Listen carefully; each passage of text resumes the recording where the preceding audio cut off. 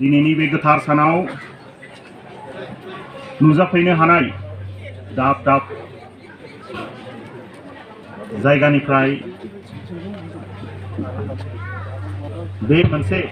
थांखिखौ लानानै ज' जाफैनाय गासै रायजो राजा नोंथांमोन जोङो जोंनि प्रग्रामखौ आवगायजेननोसै। बे प्रग्रामा गोबाव समनिफ्रायनो जानो गोनां प्रग्राममोन, नाथाय एंगारहायै गोबां जाहोननि थाखाय बे प्रग्रामा फायसनांबाय थादों। बिसेसकरि COVID-19 प्रटोकल हिसाबै जोङो बे प्रग्रामखौ थांनाय फेब्रुवारियावनो खालामनांगौमोन, नाथाय बे कभिडनि थाखायनो जोङो बेखौ फायसनानै दिनै हाखादावरायै हरखाबै बे प्रग्रामखौ जोङो खालामनो थाखाय आखायाव लाबाय। दा जोङो बे प्रग्रामखौ बेखेवजेननोसै दोंसे मेथाइजों। बे गोथार सानावहाय जेराव जोङो जोंनि फादार खुलुमदायखौहाय जोङो मान होनोहाय आखायाव लादों, जों गसंदों अपेनिं संखौहाय जों खननो थाखायहाय। बेनो जाहैबाय रैसुमै गारां गैया जोंहा। बे गाना 1977आवहाय अल इन्डिया रेडिअ'आवहाय ब्रडकास्ट खालामनाय जादोंमोन। बे मेथाइनि लिरगिरियानो जाहैबाय शिशिर कुमार सुनि। बे शिशिर कुमार सुनिजों फादार खुलुमदाया गोबां ज' जानानैहाय खामानिखौ मावदों आरो बिनि फिथाइयानो जोंनि गेजेराव मोनसे मोजां लेखा बिजाब दिहुनजानाय जादों। बिनि मुङानो जाहैबाय, बिनि नामानो जाहैबाय सोदोमस्रि माने ओमफ्राय गिर्जानि माबा लेखाया जाहैबाय गोदान देंखोनि मेथाइ। बेखौहाय फादारा जेब्ला उदालगुरियाव दंमोन बेखौहाय दिहुननाय जादों। बेंटलाव सुजुनाय मेथाइफोरजों आरो उदालगुरियावहाय सुजुनाय मेथाइफोरखौ ज' खालामनानैहाय गोदान देंखोनि मेथाइ, जोंनि केथलिक ख्रिस्टियानफोरनि गिबि दिहुनजानाय गिर्जानि मेथाइ बिजाब। दा जोङो बेखौ जोङो खननो सानदों। बारा प्रेक्टिस खालामनाय जायाखै, भुलबो जानो हागौ, अननानै निमाहा हो। नाथाय बेखौनो जोङो रोजाबनानै जोङो सानदों फादारा शिशिर कुमार सुनिनि गानखौ खोनानानैहाय गोजोनगोन।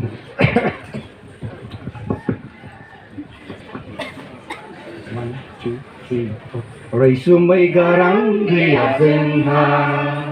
माजों खावलायनो, रैसुमै गारां गैया जोंहा माजों खावलायनो। नोंसोरखौ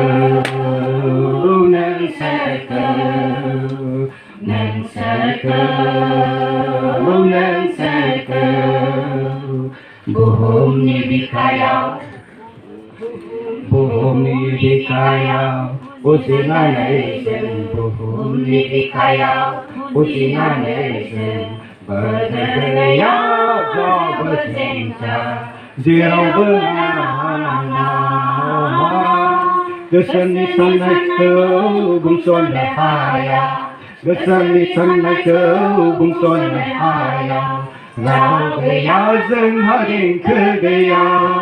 राव गैया जोंहा देंखो गैया। रैसुमै गारां गैया जोंहा माजों खावलायनो, रैसुमै गारां गैया जोंहा माजों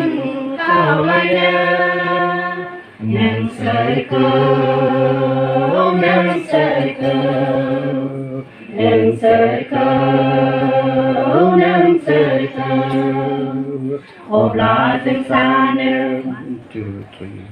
अब्ला जों सानो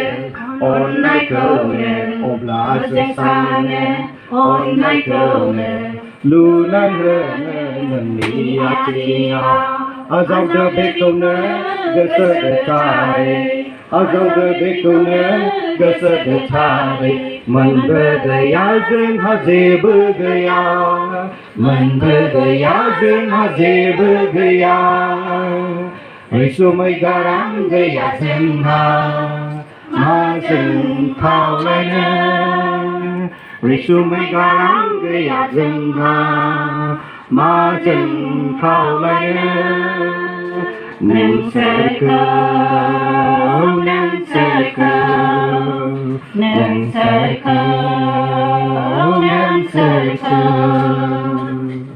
रोजाबगिरि बिथांमोननिसिम रोजा रोजा साबायखर बावनाय थाबाय। दा जोङो बयबो मिथिगौ जोंनि थांखिखौ। दिनै जोङो बेयाव ज' जाफैदों जोंनि मानगोनां बयजोंबो अनजाग्रा मानगोनां फादार कुलुन्दाइस्वामी बिथाङा गावनि दौरि हिसाबै खामानि मावनाया 50 बोसोर जाबाय। बे 50 बोसोराव बिथाङा दसे समखौ अरुणाचल रायजोआव हाबा मावहैदों। अरुणाचल हादोर रायजोनि गिबि मिशनारि होनोबा बिथांखौनो बुंजायो। आरो बेजों लोगोसे बाखि फ्राय 40 बोसोर बा 45 बोसोर 40 to 45 इयार्सआ बिथाङा जोंनि बर'फोरनि थाखाय धोरोमनि खामानिजों लोगोसे जोंनि हारिमुनि राव थुनलाइ दामनाय देनाय बेफोरनि हाबाफारिखौ मावनानै बिथाङा जौगाखांहोदों। बिनि थाखाय जों बर' हिसाबै लोगोसे जों बर' खृष्टान हिसाबै बिथांनि बे हाबाफारि मावनायफोरनि थाखाय बिथांखौ जों गोबां दाहार जानानै थाबाय। बिथांखौ जों बे फिसा प्रग्रामजों जों बिथांखौ हामबाय होनो थोआ, अब्लाबो जोङो बेयाव ज' जाफैनानै बे जोंनि अनसुला फादार कुलुन्दाइस्वामीखौ जोङो जोंनि अननायखौ आरो जों हामबाय होननानै बे फिसा प्रग्रामखौ बानायनाय जादों। दा बेयाव जोंहा गोबांथार आलासिफोर नुजाफैदों। बिथांनि बे हाबाफारिफोरजों लोब्बा थानायफोर दङ, बिथांखौ मोजां मोनग्रा गोबां सुबुंफोर दङ। बिथांमोनखौ जोङो सिनायथि होनो थाखाय जोङो आवगायनोसै। गिबियावनो जोङो जोंनि बयजोंबो सिनायजानाय बयजोंबो अनजाग्राथार मानिनां फादार कुलुन्दाइस्वामीनिखौ जोङो गांसे आर'नाइजों जोङो मान बावनि।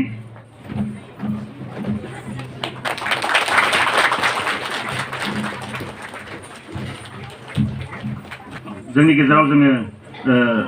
नुजाफैनो हानाय मानगोनां फादार माइकेल, जोंनि बङाइगाव डायसिसनि बङाइगाव हालामनि जोंनि मानगोनां भिकार जेनेरेल, जोंनि मानगोनां बिशपआ नुजाफैनो हायाखै। बिथांनि बदलै जोंहा भिकार जेनेरेल बिथांखौ दैथायहरनाय जाबाय। बिथांखौबो जोङो गांसे आर'नाइजों मान बावो। आङो खावलायो फादार माइकेल बिथांखौ जाहाथे जौसाङाव फैनानै जोंनि अननायखौ नाजावो।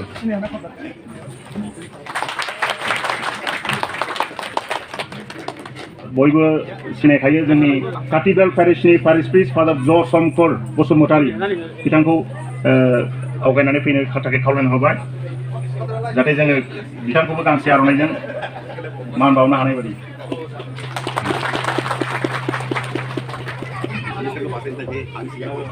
जोंनि बर' हारिनि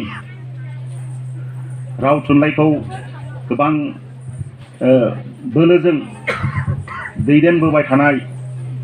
जौगाखांहोनो नाजानाय जोंनि बर' थुनलाइनि आफादगिरि मानगोनां तरेन बर' बिथांखौ जोङो जोंनि अननाय आरो सिबिनायखौ बावनो थाखाय गांसे आर'नाइजों जोङो मान बावो।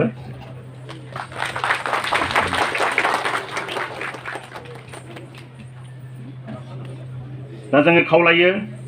जों बयजोंबो सिनायजानाय जोंनि बर' आइजोफोरनि मादाव बोलो गोरासिन, साहस गोरासिन, समाज बिथिङाव इनजास्टिसनि बिरुद्धै गसंथानो थाबाय थाग्रा जोंनि मानगोनां आब' अनजलि दैमारिखौ जोङो जोंनि अननाय आरो सिबिनायखौ गांसे आर'नाइजों बावनो आखायाव लाबाय।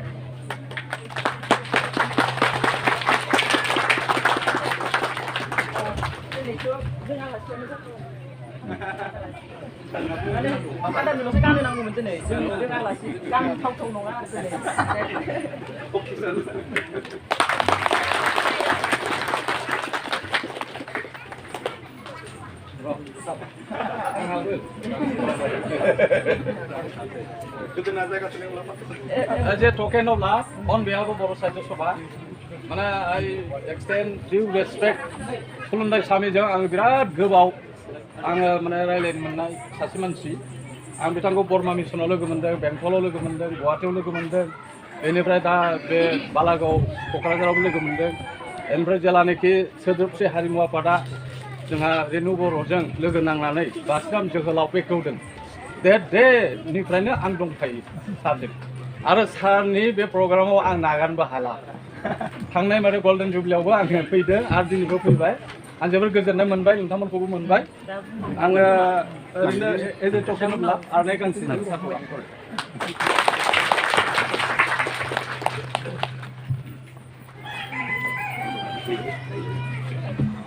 जोंनि गेजेराव सासे दौरि फादार आरुल ना आन्टनी आरो सासे गोदान बावाखै दौरि जानाया दासो रोदा सुखांदों बिथाङाबो जोंनि गेजेराव जोंनि दायसिसाव मावनो होननानै फैनाय फादार आन्टनी बिथांखौबो जोङो जोंनि अननाय आरो सिबिनायखौ गांसे आर'नाइजों बावो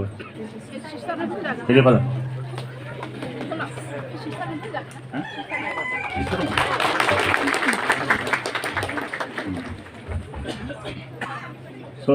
जोंनि गेजेराव सासे सिस्टारबो दंफैयो so we would like to request our reverend sister to come up in front so that we can offer you our love, respect with this little arona.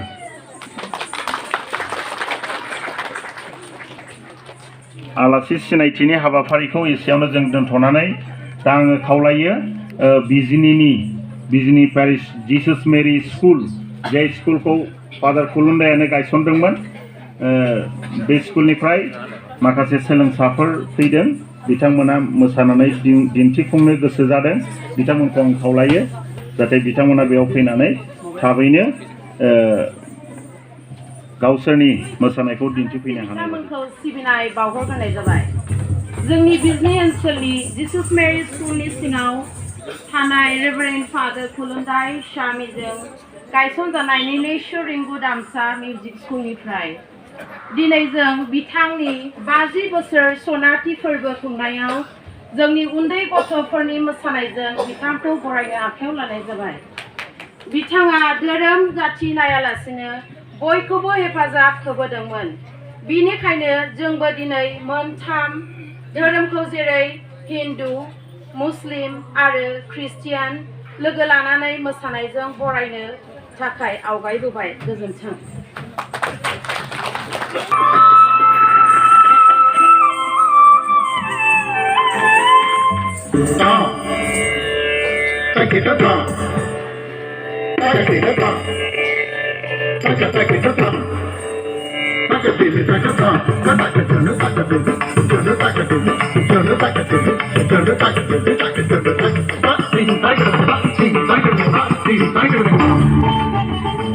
Allahu Akbar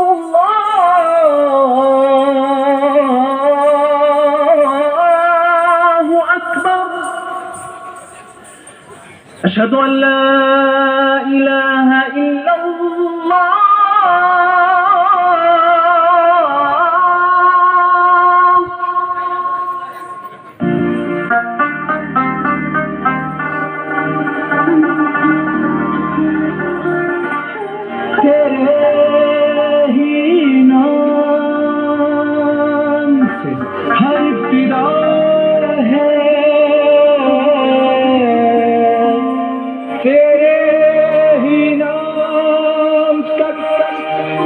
इंतहा है तेरी हमदो सना अल्हम्दुलिल्लाह के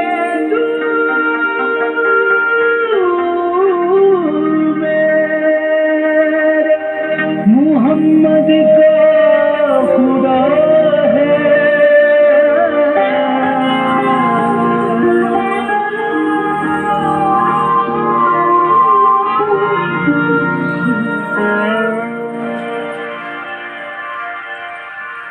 ये ज़मीं जब ना थी ये जहां जब ना था चांद सूरज ना थे आसमां जब ना था राज़े हक भी किसी पर जब ना था किसी पर जब ना था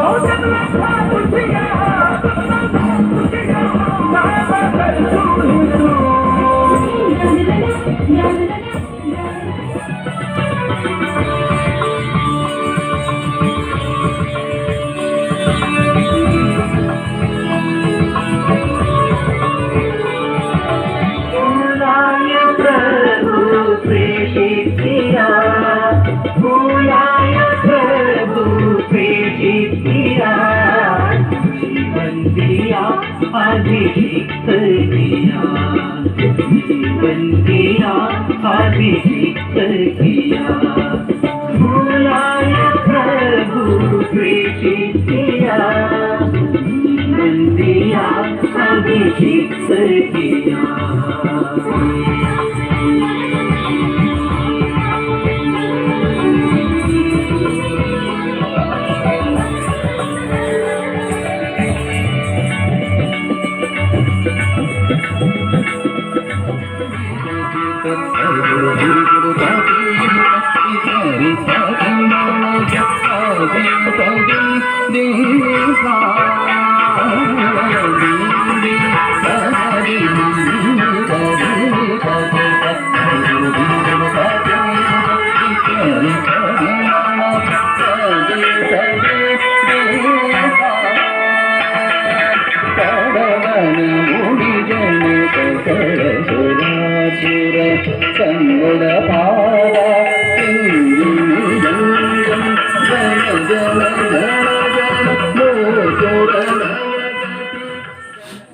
जीसस मेरी स्कुलनि गथ'फोरनिसिम जों रोजा रोजा साबायखर बावहरो आङो दा आंनि बराय बिबुंथिखौ लाखिनो थाखाय गसंनाय जाबाय बे बराय बिबुंथिखौ लाखिनायजों लोगोसे आङो दिनैनि बे साना बोरै जाफुंखो बेखौ फंनैसो खेंफोरथि होनो लुबैयो जेब्ला जोङो मिथिनो मोनदों जे जोंनि मानगोनां फादार कुलुन्दाइस्वामीया 50 बोसोर दौरि हिसाबै बिथाङा गोबां हाबा मावफुंनानै बे 50 बोसोरसिम सौफैबाय बे समनिफ्रायनो जोङो माखासे दुलाराय बर' केथलिक अनसाय आफादनि अल बर' केथलिक वेलफेयार एस'सिएशननि सोद्रोमाफोरजों जों सावरायदों फादारा जोंनि थाखाय गोबां मावबाय जों बिथांनो मा होफिननो हागोन जों बिथांखौ बोरै हामबाय होनो हागोन बेनि थाखाय जोङो मोनसे सानलायनांसिगोन होननानै बेनि उनाव जोङो सोदोमस्रि हारिमु आफाद फादारजोंनो दाजानाय बे मोनसे आफाद जोंनि राव थुनलाइखौ बोखांनो थाखाय बा मोनसे रेकर्ड हिसाबै लाखिनो थाखाय बिजाब रेबखांनायफोर हाबाफारिखौ मावनो थाखाय फादारजोंनो दाजानाय बे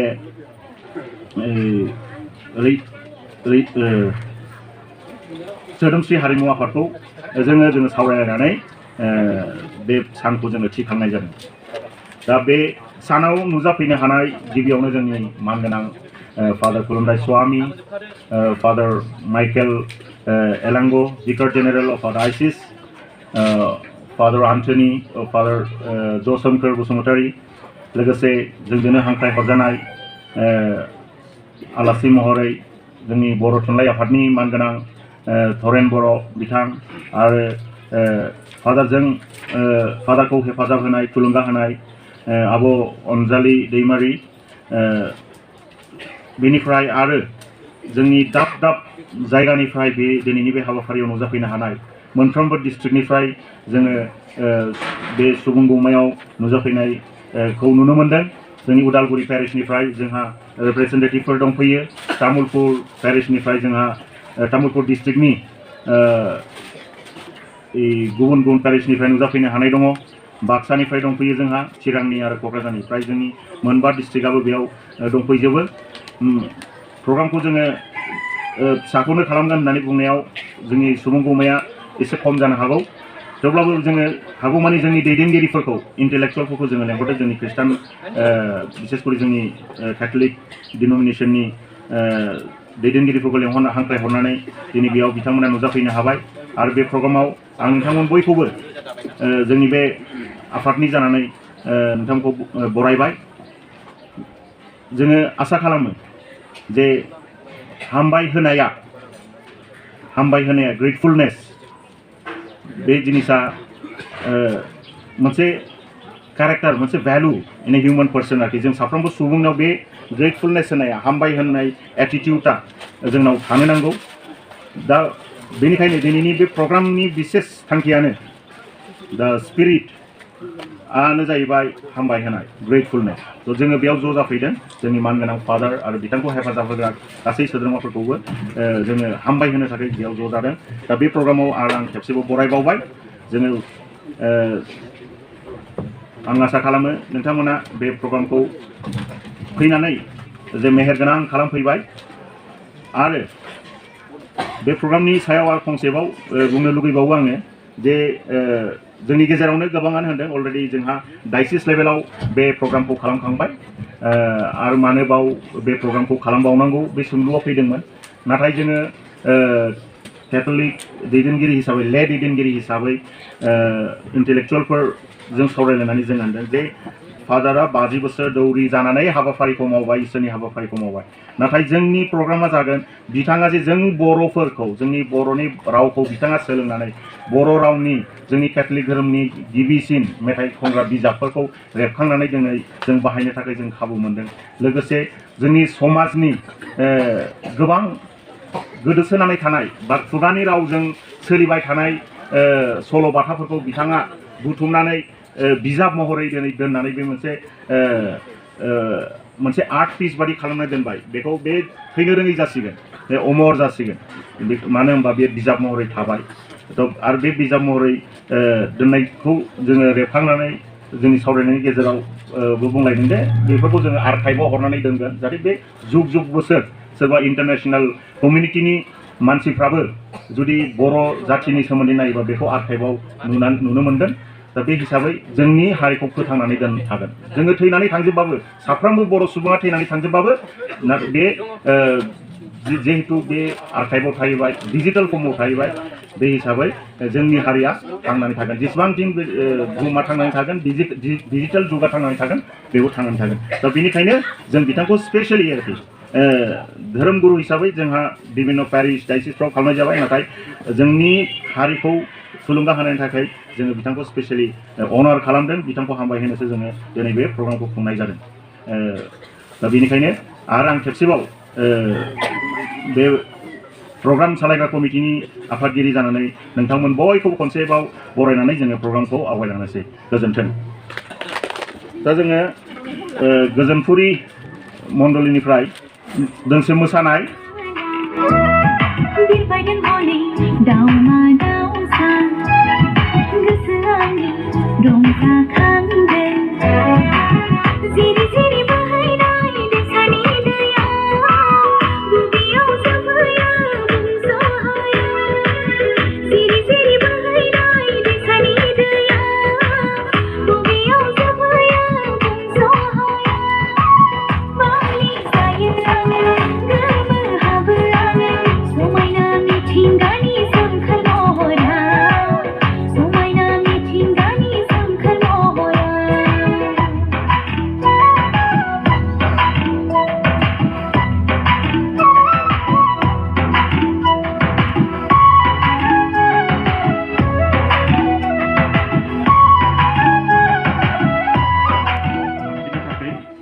प्रफेसर आलबिस बसुमतारी बिथांखौ दिनैनि जथुमायाव नुजाफैनो हानाय जोंनि अनजागाथार फादार खुलुमदाय आं फादार खुलुमदायल' होनगोन फादारनि मुङा फादार बेदामुथु कुलुंदाइसामी मिस्टार टरेन बर' मानगोनां जोंनि बर' थुनलाइ आफादनि आफादगिरि Dr. Anjali Demari, Advisor, Boro Women Justice Forum, जोंनिनो डायसिसनिनो Father Vicar General Father Michael Elango, जोंनि Parish Priest Father Joe Shankar Basumatari, Cathedral Parish Parish Priest, Father Anthony, Father Peter Wari, आरो गासै नुजाफैनो हानाय आलासिफोर आरो जोंनि फादारखौहाय मोजां मोनग्रा फादारखौ मान होनो फैनाय दिनैनि बे मेलाव नुजाफैनाय आंनि अनजाग्रा नोंथांमोन गिबियावनो आंनि खुलुमनायखौ बयनिसिम बावहरबाय एसे आं सम लागोन फादारनि मावनाया गोबां बुंनांगौआ दङ फादारा बेबायदि लिरदों I have not been a musician, but I fell in love with the culture, music and way of life, hospitality, innocent love and poverty. their habits, their feelings, their sufferings and joys became mine too. So what all I saw and experienced became part of me. And whatever I was able to do in the future was due to the seeds implanted in this soil. Father, गुबुन state गुबुन जायगायाव जोनोम लादोंमोनब्लाबो बियो जोंनि जायगायाव फैनानै जोंनि राव आरो हारिमुखौ गावनि खालामना लादों। बियो गावखौनो बर' खालामबाय आरो मानसिफोरखौ जों बर'फोरखौनो गावनि हारिखौ सिनायनो बर' बायदि साननो आरो थानो फोरोंबाय। बियो गोसो मोदोम जिउ गासैखौबो जोंनि बर' हारिनि थाखाय मावबाय। सोमोनांथाव आरो गोमोथाव हाबाफोरखौ मावफुंबाय। दिनै डायसिसआ थांनाय बोसोरनि अक्ट'बरावहाय फादारनि बे गल्डेन जुबिली सेलेब्रेशनखौ खुंनानै होदों। दिनैहाय जों मानो खुंफिनबावदों? दहाय जोंनि दिनैहाय जोंनि आफादगिरियानो बे सेलेब्रेशन कमिटिनि प्रेसिडेन्टआनो बुंनानै थांबाय, आं बुंफिनला। बेखौनो बुंनो सानदों, फादारा धोरोमनि खामानिखौ मावनानैहाय गोबां जोंनि समाजनि थाखायहाय जोंनि बर' हारिनि थाखाय बिथाङा मावनानै होबाय, मावबाय। लैंग्वेज डेभेलपमेन्ट जोंनि रावनि थाखायहाय जोंनि रावनि जौगानायनि थाखाय बिथाङा गोबां मावबाय। एडुकेशन सेक्टरावहाय जाहाथे जोंनि मानसिफोरा क्वालिटी एडुकेशनखौ मोननो हायो, बिथाङा बे एरियायाव मावबाय। प्रिजार्भेशन अफ आर्ट एंड कालचार जोङो नुनो मोन्दों गोबां फादारा बेनि सायावबो मावदों। आरो हिउमेनिटेरियान सार्भिसेस सुबुं आरो समाज सिबिनाय। फादारा 1940आव जोनोम 1940आवहाय तामिलनाडुआव विशाखापट्टनम गामि होननायावहाय बिथाङा जोनोम मोन्दोंमोन। बिनि बिमा बिफानि मुङा जाहैबाय मारियामाल वेदामुथु आरो वेदामुथु। फादारनि बिफाया सासे केटेकिस्टमोन आरो बियो सासे मावनानैहाय जाग्रा मानसिमोन। बियो गोरलै खुलुमनायखौहाय बियो सासे दौरि जानो लुबैखादोंमोन आरो थिग बेबायदिनो फादारा दिनैहाय जों नुनो मोनबाय बियो सासे गोथार दौरिबो जाबाय। बिनि बिफानि सिमाङा जाफुंबाय। बियो 2.5 years आराय बोसोरावनो बियो बिनि बिफाया थैनानै थांदों आरो बिसोरो 6 जन माने बिदा फंबाय बिसोरो थालांदों। आरो थैनाय समावहाय बिसोरा थाइनै फैसाल' दंमोन आरो मासे मोसौ आरो फिसा हा थानो थाखायहाय बेल'मोन। दा बिसोरो बारान्दायावनो उन्दुनाङोमोन आरो बिनि बिमाया गोजान जायगायाव जेरैहाय जोङो साहाजोंहाय आमटेका ओरै एरियायावहाय जों नुनो मोनो गोबां गोजान जायगायावहाय नोङो दै लायनांगौ। बेबायदिनो बिसोरो बिनि बिमाया दै लायनांगौमोन आरो बिनि बिमाया 25 पैसा 25 पैसानि माने खामानि मावनानैहाय बियो बेजोंनो न'खरखौ सालायनोहाय जानांगौ जादोंमोन बेबायदि अबस्थायावहाय। दा गोबां बेबायदिनो दुखु खस्थ'आवहाय फादारा देरनांदों आरो बिसोरो गावसिनि जानाय लोंनाय गाननाय जोमनायनि थाखायनो मानसिफोरनि अननायावसो बिसोरो थादों। जेब्ला फादारा स्कुलाव थांनांगौमोन बेबायदिनो गामिनि गावबुरा एबा पारिश प्रिस्ट फादार बिसोरखौहाय हेफाजाब होदों स्कुलाव थांनो थाखायहाय। जेब्ला फादारा अर्फनेज स्कुलाव थाहैदोंमोन बे समावबो बिहा फादारा गांसेल' गस्ला दंमोन, बेखौनो सुयै बेखौनो गानफिनबाय थायोमोन आरो गाज्रि जायोब्ला बेखौनो सुथेनानै आरो बेखौनो गानफिनबाय थायोमोन। बेबायदि अबस्थायाव फादारा देरदों। आरो जेब्ला फादारा एसे देरबाय बियो मादुराइ डायसिसआवहाय सेमिनारियावहाय 1958आवहाय जइन खालामदों। फादार पारिश प्रिस्ट इरुदु स्वामिया बेखौ थिनहरदों आरो बेनि उनावहाय सेन्ट पल्स मेजर सेमिनारियावहाय बियो मेजर सेमिनारिखौ खालामदों। नाथाय बेवहाय मोनसे मोजां घटनाबो होननांगौ एबा गाज्रि घटना होननांगौ जानानै फैयो। बिहा माने गुग्ला जादोंमोन। बे समावहाय बियो गुग्ला जानायखौहाय खोन्थादोंमोन रेक्टरनोहाय। नाथाय मा खालामदों, रेक्टरा बेखौ थिनहरदोंसो सेमिनारिनिफ्राय, नों दौरि जानो हानाय नंला, नों थांफिनदो। दा फादारा दुखु मोननानैहाय फैबाय। बिनि बिदा जोंनायफोरा बियो थाफैबाय। बियो माबायाव मावोमोन टेलिफन अपारेटर हिसाबैहाय। दा बेजों थानानै बियो मा खालामदों, बियो साख्रि नागिरदों। दा बियो एग्रिकालचार डिपार्टमेन्टआवहाय बियो स्टेट सार्भिस कमिशन एग्जामाव पास जानानै बे साख्रि मोनदों। नाथाय फादारा गावहा मोनसे दौरि जानायनि बिहा गोसोआव दंखायोमोन बेखौ लानानै बियो थाबाय थादोंमोन आरो बे समावनो फादार भिलान'भा सासे सालेसियन प्रिस्टआ बेखौहाय मिथिनानैहाय बियो बिशप अरेस्टास मारेंग' जोंनि तेजपुर डायसिसनि बिशप बेनोहाय मोनसे लाइजामखौ लिरहरदों आरो बेहाय मोजां रिप्लाइ मोननानैहाय फिननाय मोननानैहाय फादार खुलुमनायखौ बियो बेवहाय थिनहरदों आरो बेवहाय बियो फादारा रिजेन्सि खालामनानैहाय बियो थिय'ल'जि फरायहैबाय आरो बियो दौरि फसंजादों 1971आवहाय बिनि उनावहाय बियो लोगो लोगो फैनानैहाय बेंटल पारिशआवहाय बियो अपइन्ट जादों एसिस्टेन्ट पारिश प्रिस्ट हिसाबैहाय फादार जुबिजों मावनो थाखायहाय बेवहाय 2.5 बोसोर बियो मावदों बिनि उनावहाय उदालगुरि थिनहरजादों बेवहाय 2 बोसोर आरो बिनि उनावहाय फादारा थिनहरजादों हारमुथियावहाय गोदान पारिशखौ गायसननोहाय हारमुथियावहाय दा बियो बेवहाय गोबां बोसोर थादों आरो बेवहाय मावनानैहाय बियो अरुणाचलनि मानसिफोरनि थाखायहाय बिराद गोबां मावदों दिनै फादारनि स्कुलनिफ्राय पास जानाय गोबां अरुणाचलिफ्रा दिनै IPS अफिसार IAS अफिसार गिदिर गिदिर अफिसारफोर जानानैहाय दिनै दङ दा बिनि फिथाइखौ बिसोरो मोजां मोननो हादों आरो बिनि उनावहाय मेजर खामानिया जाहैबाय फादारा बरमायावहाय फैनो मोनदों फादारा बे बेंटल आरो उदालगुरि थानाय समावनो बिना गोसोआ बायग्लिखाबाय बर'फोरजोंहाय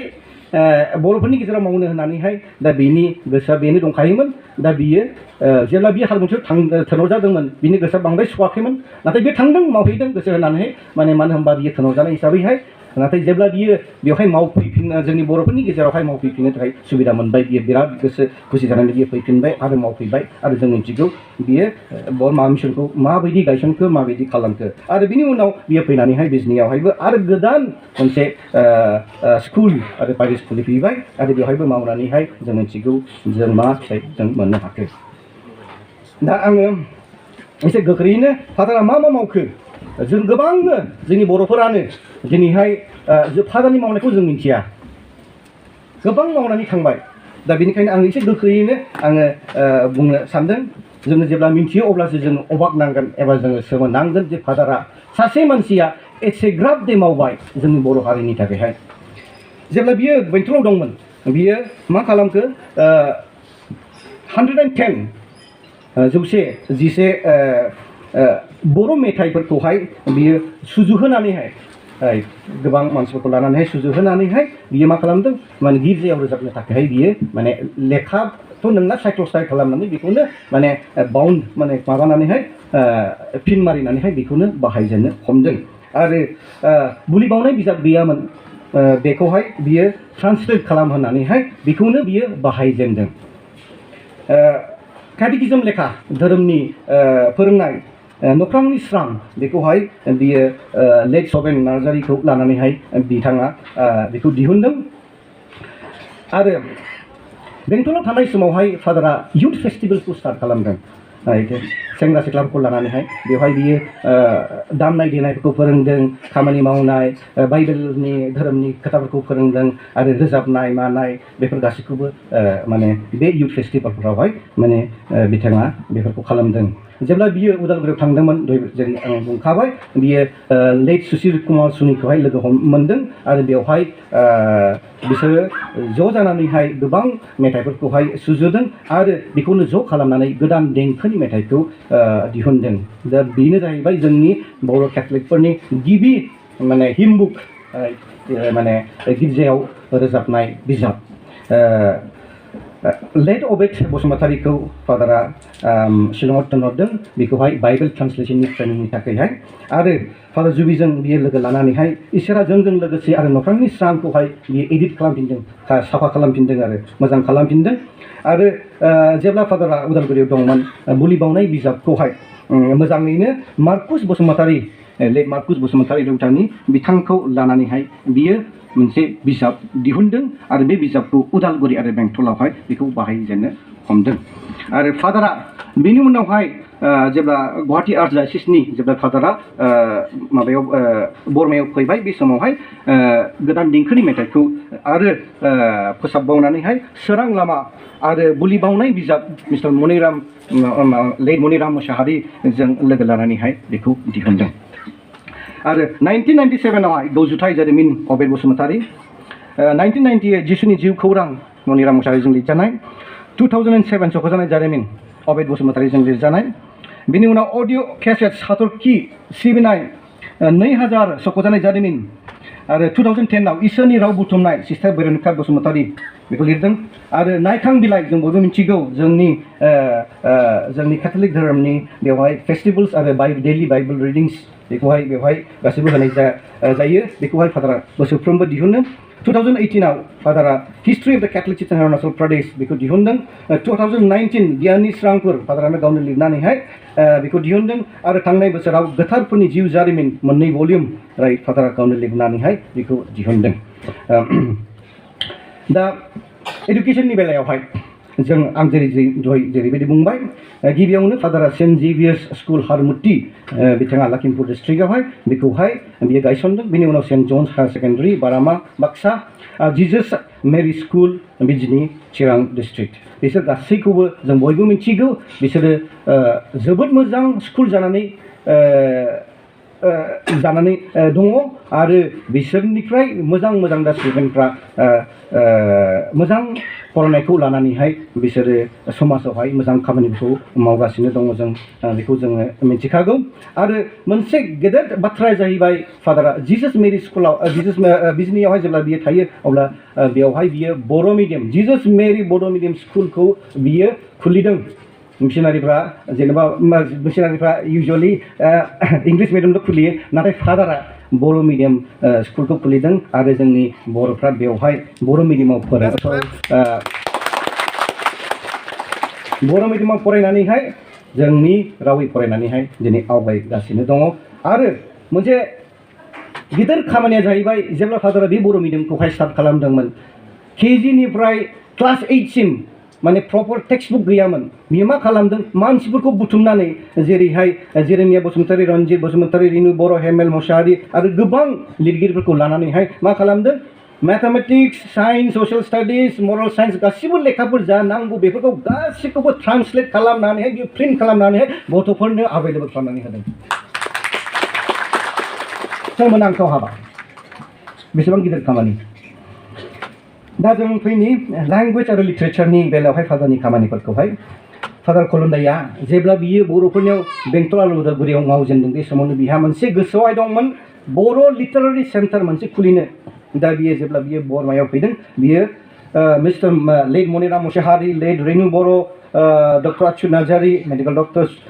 सुकुमार Basumatary JP Jaikhlong Sarven Narzary late Abed Basumatary late Marcus Basumatary बिसोरखौहाय लोगो मोननानैहाय बियो मोनसे अर्गानाइजेशन सोदोमस्रि हारिमुखौ दादों आरो बिनि थ्रुयैनो बे अर्गानाइजेशननि थ्रुयैनो गोबां खामानिखौ मावदों जेरैहाय 1996 आव मटरि 1996 आव गुबै गाहाम आखुथाय ट्रान्सलेटेड बाय रिनु बर' 1997 आव सासे लावखारनि मिजिं लिरगिरिया मनिराम मुसाहारि 2001 रिपर्ट अन भुटान ट्रान्सलेटेड बाय रिनु बर' 2003 आंग्ल' बर' डिक्शनारि एडिटेड बाय मनिराम मुसाहारि खन्थाइलु माने बेवहाय 18टा जोंनि बर' राइम्स मा होनोमोनलाय बर' राइम्स खन्थाइ बेखौहाय सिडि आरो केसेटआवहाय दिहुनदों 2004 आव मादार टेरेसा रिनु बर'जों लिरजानाय बेखौ दिहुनदों 2007 आव कनसाइज आंग्ल' डिक्शनारि एगेन एडिटेड बाय माने मनिराम मुसाहारियावहाय जोंनि हार्बल मेडिसिन जोंनि बे जारिबुथि माने माबाखौ मानानैहाय जोङो मुलि खालामा होमबा बेफोरनि आयुर्वेदिक बेखौहाय बिसोरो गामि थांनानैहाय फादार रेनु बर' माबाबो रुपस्रियाबो गावबो खन्थाइ बिबो दंफायोमोन बिसोरो बुथुमनानैहाय बेखौहाय लिरनानैहाय साफायनानैहाय दिनैहाय जोंनोहाय खोन्थो नङाब्ला बेफोरो जोंनि बर'निफ्राय गोमालांबायानोमोन बिराद गिदिर खामानि 2010 आवहाय एगेन माने concise Bodo' English dictionary edited by Maniram Mushahary बेवहाय माने पकेट भार्सनबो दङ दा आं फैनि आर्ट एंड कालचारनि सायावहाय फादारनि खामानिफोर जेब्ला फादारा बेंटलाव दंमोन बियो मा खालामोमोन सेंग्रा सिख्लाफोरखौ बुथुमनानैहाय बियो बिदिनो दामनाय देनाय माबाफोरखौहाय बायनानैहाय बेवहाय बियो फोरोंहोयोमोन बिसोरखौहाय सोलोंनो आरो दामनो देनो थाखायहाय हिन्जाव आइजोफोर माने गथ'सा आइजोफोरखौहाय मोसानो मानो बेहाय बियो फोरोंदोंमोन 1992 आवहाय जेब्ला बियो बर्मायाव दंमोन सुकुमार बसुमतारीजों बियो बर' आगर जोंनि बर' आगरा माने आस्ते आस्ते गोमालांनोसो हमबायमोन गुबुन जाथिफ्रासो गावसिनि होननानैहाय माने लानो हमबायमोन दा बेखौ फादारा नुनानैहाय जोङो बेखौहाय जों प्रिजार्भ खालामनांगौ जोङो दोननांगौ जोंनि बर' हारिनि प्रपार्टि होननानैहाय बियो माने बेखौहाय लेट सुकुमार बसुमतारीखौ लिरहोनानैहाय माने पाब्लिश खालामदों 1993 आवहाय हाबानि जोंनि सेरेमनिस ट्रेडिशनेल कास्टम्स एन्ड प्रेक्टिसेस बेफोरखौहाय लिरनानैहाय दिहुनदों 1995 आवहाय सोदोमस्रि आं दहाय बुंखाबाय बेवहाय 25टा ट्रेडिशनेल आरो खेराइ मिउजिकखौहाय both in western as well as Hindustani नटेसनाव खालामनानैहाय माने बेयो फादारा दिहुनदों आरो लोगोसे माने केसेटबो बेखौ बेवहाय रिनु बर' आरो जेबि जायख्लं आरो शिशिर कुमार सनि बिथांमोना हेफाजाब होदों आरो बयबो मिथिखागौ फादारनि बिराद गिदिर खामानिया जाहैबाय बासिराम जोहोलाव cinema film We are privileged to have our director here right now. We shall introduce. Director, Vini director is जाहैबाय जेबि जायख्लं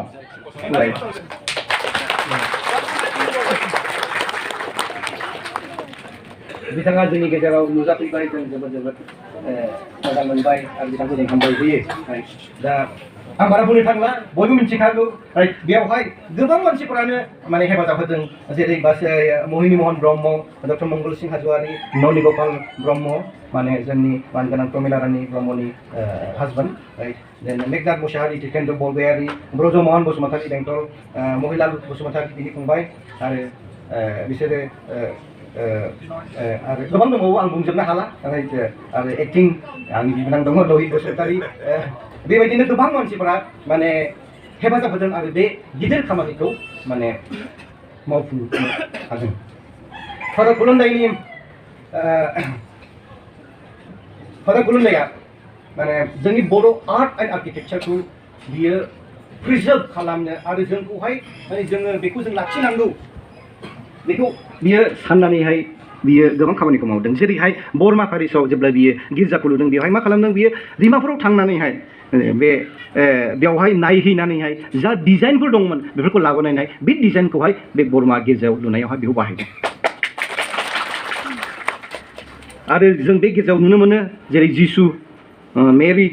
आरो जसेफ जिसु बिसोरनि माबाफोरखौ ड्रेसफोरखौबो बर'नि बियो माने खालामदों आरो पुलपिट बेबायदि जेरावहाय बाइबेलखौ फरायो एबा इसोरनि रावखौ जोङो माने जों खोनानो मोनो राइट दा बेवहाय बे मा खालामदों बे गाहायाव सिजौ बिफांखौ होनानैहाय गोजौआवहाय माने ग्ल'ब माने ग्ल'ब माने पृथिबीखौ दिन्थिनाय जाबाय राइट आरो बिनि सायावहाय माने स्टान्ड माने बाइबेल स्टान्ड राइट बे मिनिंफुल खालामनानै माबा बेफोरखौ खालामदों नाथाय जोंसो बारा बुजिनो रोङा एबा नायनानै जों जेबो बुजिनो सेस्था खालामा नाथाय बिराद खामानि फादारा बिराद गोसो होनानैहाय रिसार्च खालामनानैहाय सिन्था खालामनानै बेफोरखौ खालामदों टाबारनाकल जेरावहाय गोरा साक्रामेन्टखौ दोनो फादारा थाइगिर फिथाइनि महराव खालामनानै बियो बेखौ खालामदों डिजाइन खालामनानै बेखौ माबादों थाइगिरा जोंनि थाखाय बर'फोरनि थाखाय मोनसे माबा सिम्बलिक माबा राइट दा बे थाइगिरनि माबा डिजाइन खालामनानै बे टाबारनाकलखौ खालामदों बिजनियावबो राइट आर'नाइखौ बाहायनानै बियो क्रुसखौ खालामदों आरो टाबारनाकलखौ बेवहायबो बेबायदिनो सिजौनि बिफांनि गोजौआव थानानैहाय माबा दोननानैहाय बियो टाबारनाकलखौ माबादों that symbolizes that माने सिजौआ जेरैहाय गोथाङै थायो थिग बेबायदिनो इसोरा गोथां जेब्लायबो बियो माने इज ए लिभिं गड फादारनि थाग्रायाव थाङोब्ला जोङो मा नुयो राइट फादारनि बे वालफोरावहाय राइट आरो बै गोजौआवहाय उखुमावहाय नों बेयाव जों नायोब्ला मोजाङै मा नुयो जोङो बेवहाय मानसि सिफुं सुनाय राइट सेरजा हुनाय एबा खाम दामनाय राइट एबा माने आलासि बरायनाय माबाखौ लानानैहाय मा होनदोंमोनलाय सरि माने जोंनि बर'नि माबाखौ लानानै आलारि बाथिखौ लानानैहाय माने बरायनाय बेफोर गासिबो दंजोबो दा बेफोर दिन्थियो फादारा बेसेबां बर' जाखो जोंसो बेबायदिनो जोङो माने जों बर' जानानै थानो हायाखै नाथाय फादारा जोंनिफ्राय बांसिन बर' जाबाय आरो जोंखौ फोरोंबाय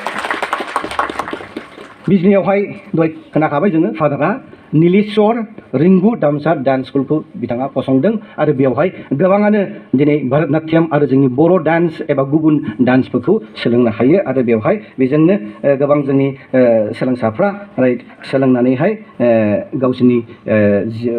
जिउ खांनायावहाय बिसोरो बेखौहाय बाहायनो हागासिनो दङ दा let us come to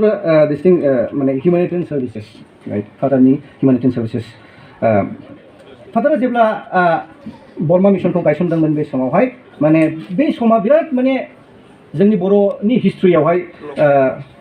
it was a very dark period होनजायो राइट माने जोंनि गेजेराव बिराद दांलाय सुलाय जादों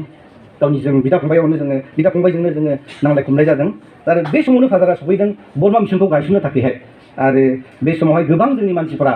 न' सावजादों एबा बिदिनो थै सम्पति गासैबो गोमाजादों राइट बेबायदि समावहाय गोबां मानसिफोरखौ फादारा जानाय लोंनाय मुलि न' बेफोर गासैखौबो बियो जगार खालामनानै होदों 60 houses. More than 60 houses. Father built 60 houses there. आरो फादारा गोबां मानसिफोरखौहाय सेंग्रा सिख्लाफोरखौहाय बियो टिचार्स ट्रेनिंआव हरदों एबा हायार एडुकेसन कलेजाव फोरोंनो एबा इउनिभार्सिटि पिएइचडि गुबुन बायदि बायदि डान्स बेफोरबायदियावहाय सोलोंनो थाखाय फादारा थिनहरदों आरो बियो मा खालामदों गोबांखौनो गावनि स्कुलावबो बियो माने एमप्लय खालामबावदों बिसोर थांनानै थानायनिबो बियो राहा होदों आरो गोबाङानो दिनैहाय बेबायदिनो थांनानै थानायनि राहाखौबो मोनदों आरो गोबांआ दिनै मोजां अबस्थायावहाय दङ आरो बेबायदिनो बियो मोनसे strong dedicated capable and stable teaching स्टाफखौ बियो खालामदों आरो गावनि स्कुलाव फादारा गोबां गथ'फोरखौहाय फ्रि एडुकेसन होयोमोन जानाय लोंनाय थानाय लेखा इउनिफर्म गासिबो बियो फ्रम 40 to 60 एभरि इयार फादारा बेबायदि बियो माने हेफाजाब होदोंमोन दाबो जेब्ला फादारा दा रिटायार्ड जाबाय बिहा माने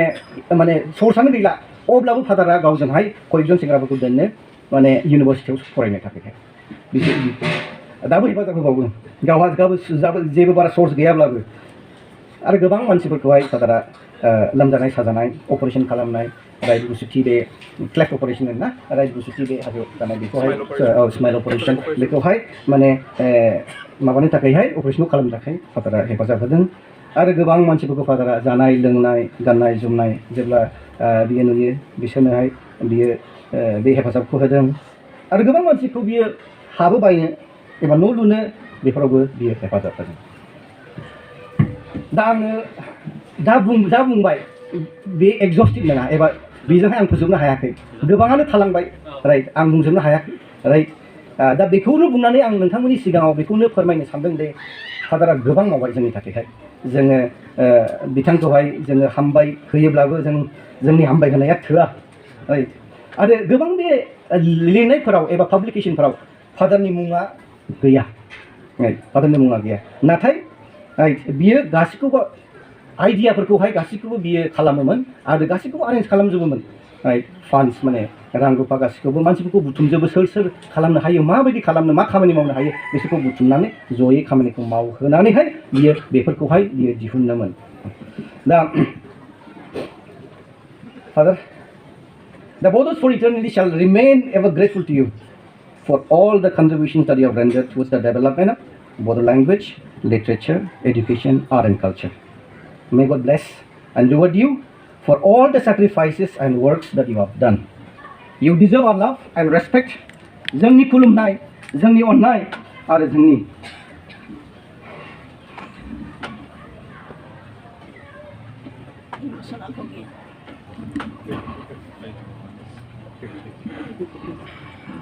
हामबाय होनाय आङो बेखौनो आं खावलायदों बयखौबो दिनै जों गसंनि आरो जों फादारखौ जोङो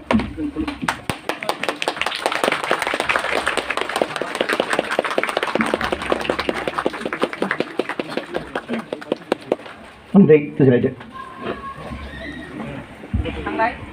आं एसे इमसनेल जादों मानो बिनि खामानिखौ आं दोनथ'दों आरो बिनि मावनायखौ आं नुनानै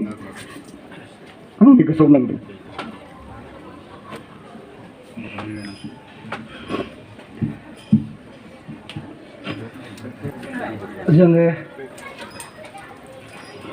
जों बर' जानानैहाय जोङो फादारनि खामानिखौ जोङो जेबो होफिननो हाया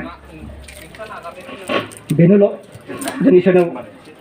आर'ज खालामो जे इसोरा बेखौहाय मोजाङैनो बान्था होयो आरो जोङो दा मोनसे तिरबिला बसुमतारी बिजनिनिफ्राय बि लिरदों मोनसे मोजां खन्थाइ बेखौ फरायनानै जोङो जोंनि बे किन'ट आद्रेसखौ जों फोजोबनो सानदों बेखौ खालामनो थाखाय जोंनिनो सोदोमस्रि हारिमु आफादनि सेक्रेटारि आरो जोंनि संबिधान साब कमिटिनि जइन्ट एडिटर मिस्टार जेम्स जोंब्लाव बसुमतारी आं बिथांखौहाय हांख्रायो फरायनो थाखाय आंनि गोसो गोरबोनिफ्राय बयखौबो आंनि खुलुमनायखौ जासिहरबाय आरो बे बेलासि समाव दिनै जोङो जोंनि अनसुला फादर कुलुन्दायसामीखौ बाख्नायनो मान बावनो बिनि जुबुलि बे खुंफुंनायाव बेखौ जोङो बे समखौ मोननायनि थाखाय जोङो गिबियावनो अनसुला फादर कुलुन्दायसामीखौ जोङो बरायो हामबाय होनो लोगोसे बेवहाय नुजाफैनो हानाय जोंनि माननि बिगोमा जोंनि सार तरेन बर' बिथांखौ जोबोर जोङो हामबाय होनो मान होयो बरायो बे समाव जोंजों लोगोसे थाफैनायनि थाखाय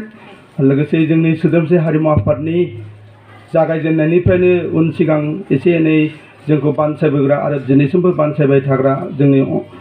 जोबोद अनजाथाव मानगोनां आब' अनजालि बिथांखौबो बे समाव हामबाय होनदों लोगोसे जोंनि बे बङाइगाव डायसिसनि दैदेनगिरि जोंनि अनसुला फादर बिकार जेनेरेल फादर माइकेल आरो बे जोंनि सापागुरि बे पारिशनिनो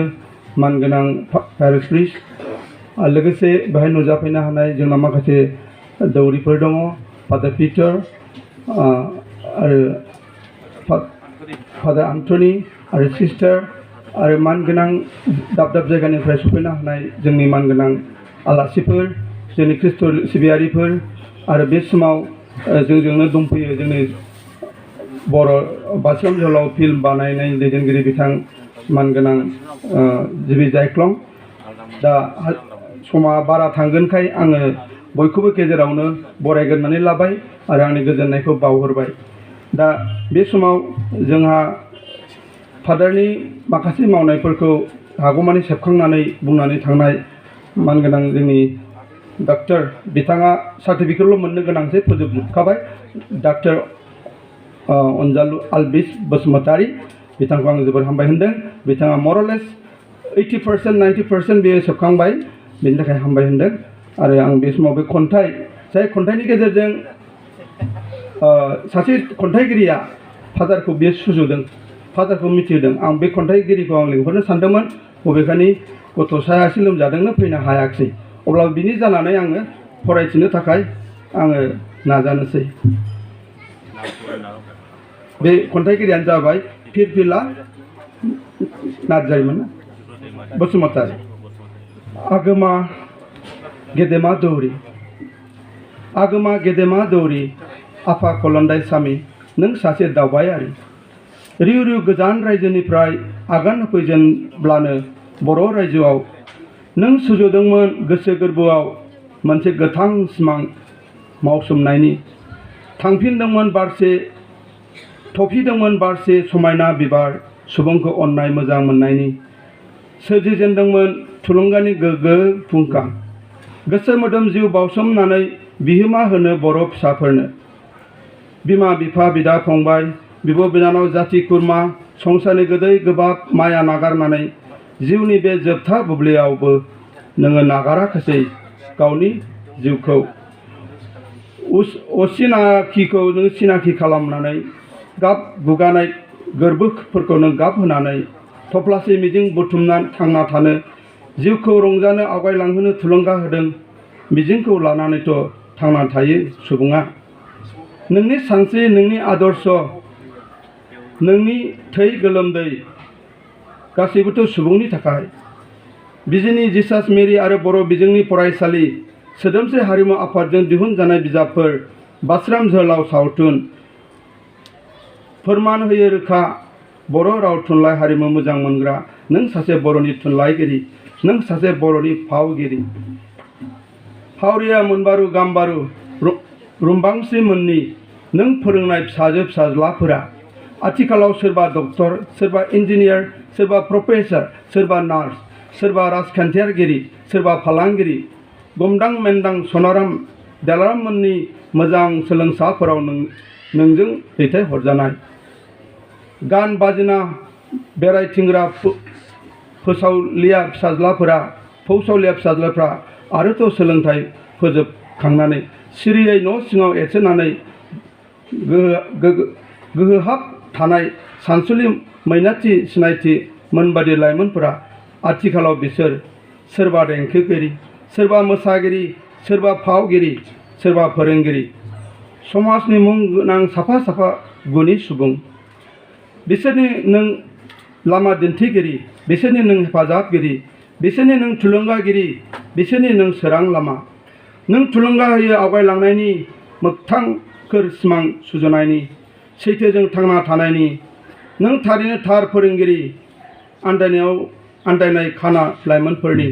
नों दिथागिरि गामि गफानि दुखुथिया निखावरि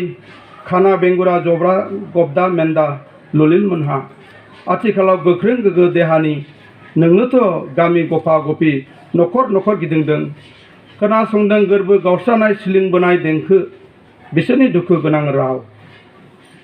नोंनोथ' बोखांदों आखायाव हमनानै दैथायहरदों फाहामसालियाव बिसोर दा गोरबो बुंजासे रंजानायजों गोसो अन्दराव हुसिग्राव सम सम रोजाबो आय आगोमा गेदेमा नों दौरि आफा खुलुन्दायसामी नों जोंनि जिउनि सोरां सोरगोनि थान्दै नोंनि गोरबोआव नुयो अबंनि महर नों हासार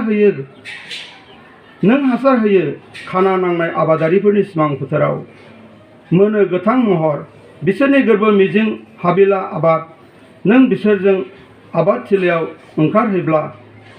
थुलुंगाजों बिसोरनि गोसो सानस्रिया बुङो नों सासे नंगुबै आबादारिफोरनि सोमखोर गोथां सिमां नुहोग्रा आबादारि नों जेराव बिद्या फसङो बेरखाङो बेवहायनो बर'नि गोजाम जारिमिन समायसारो सोरगिदिं बर'नि हारिमुजों सोमखाङो गोमखाङो बर' न'खरनि खबाम नोंनि थै गोलोमदै बर'नि थाखाय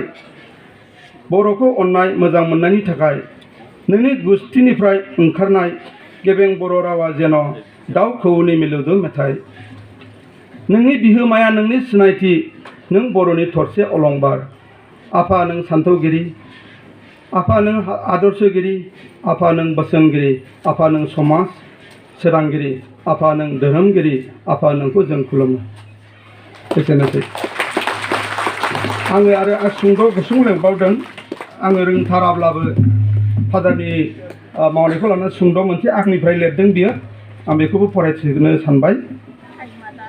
नेरसोन खन्थाइनि नामा नेरसोन गुसुंसो मिथिस'नो हाया नोंनि अननाय मावनाय गोग्लैसोनाय हारिनि अलखद समाव फैदों नों अनसुला फादार जोंनि गेजेराव बुंस' हाया माब्रै होगोन नोंनो मान सुबुंनि गेजेराव नोंनि मावलांनाय रुजुजाया रावजोंबो नोंनि अननाय सोरजिलांबाय जोबनो गैयै लिरबिदां हारि माहारि सिबिनाय थुनलाइ जौगानाय नोंनि अननाय नोंनि सुबुं अनसायनाय बेसे आंगो बेसे गोदै बेसे रैसुमै दङ नोंनियाव गोरबोनि अननायनि बुंजासे फिथिखा गोसोआव गैया नोंनियाव मेंनाय फासयनाय अराय नाजानाय गावनि थांखियाव होसोनाय जिराया नों जेब्लासिम साननायखौ मावफुङा बेमाराव नाख्रेबजानाय दुखुथियानि नों हेफाजाबगिरि होलांबाय नों बयनिबो थांनानै थानायनि मिजिं अबंनि थोननाय बोसोनखौ नों मावफुंबाय गालांबाय बुहुमाव गोजोन नेरसोन गोजोन्थों हामबाय जय फादार खुलुन्दायस्वामीनि जोंनि बिबुंथिगिरिनिफ्राय जोङो गोबाङानो मिथिनो मोनबाय फादारा मा मावलांखो दा जोङो बिथांमोनखौ बे जोंनो मिथिहोनायनि थाखाय जों बिथांमोनखौ रोजा रोजा साबायखर बावबाय दा बेजों लोगोसे माइस्रि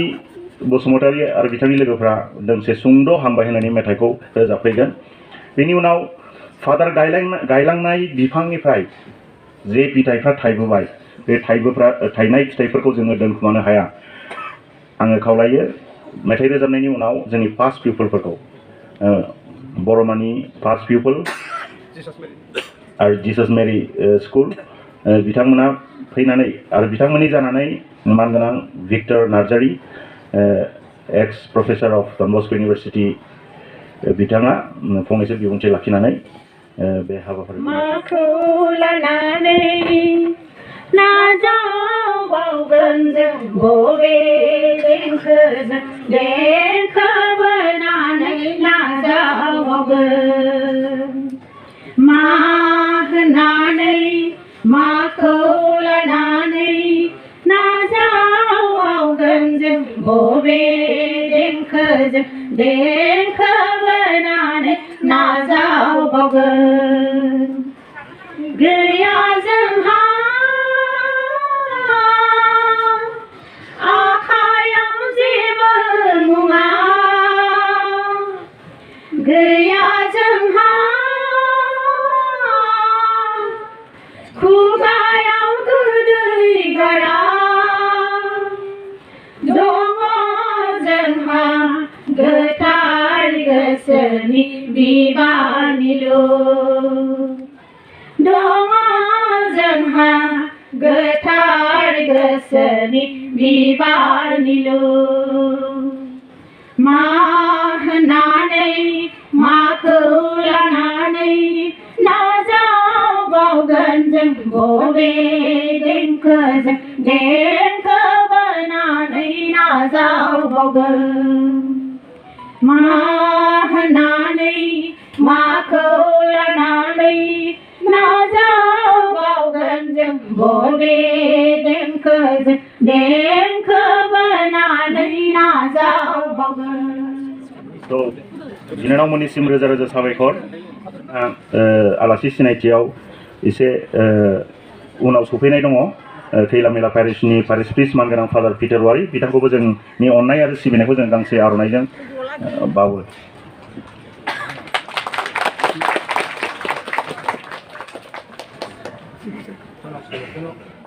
दा दहाय खावलायनाय बायदि फार्स्ट पिउपोलनिफ्राय मानगोनां भिक्टर नार्जारी बिथांखौ आं खावलायो जौस्राङाव फैनानै गावनि बिबुंथिखौ लाखिनाय बायदि बे दौरि गायसंनायनि सनाथि मायथाइ खुंफुंनायनि मेहेरगोनां बे खुंनायाव जोंनि गेजेराव जोंनिनो बयनिबो बिफा जोंखौ बामबोनाय जोंखौ खेंबोनाय आरो जोंखौ बेंबोनाय जोंनिनो मानव गेदेर फादार कुलुन्दाइसामी जोङो बिथांखौ आफा गेवलां होनोमोन आरो जोंनि गेजेराव दिनै जोंनि बर' हारिनि थुनलाइ राव हारिमुखौ गोजौ जौस्राङाव दैदेनलांनाय जोंनि बड' थुनलाइ आफादनि मानव गेदेर आफादगिरि फरेन बर' सार लोगोसे जोंनि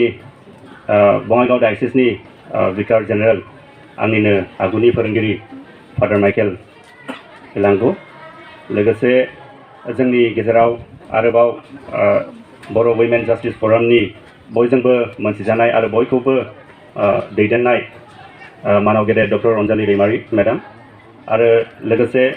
जोंनि गेजेराव father Antony father Peter sister आरो गुबुन गुबुन पेरिसनिफ्राय सफैनो हानाय मानव गेदेर नोंथांमोन गिबि गिबियावहाय आं नोंथांमोननो आंनि अननाय गोजोननायखौ जासिहरबाय खुलुमबाय।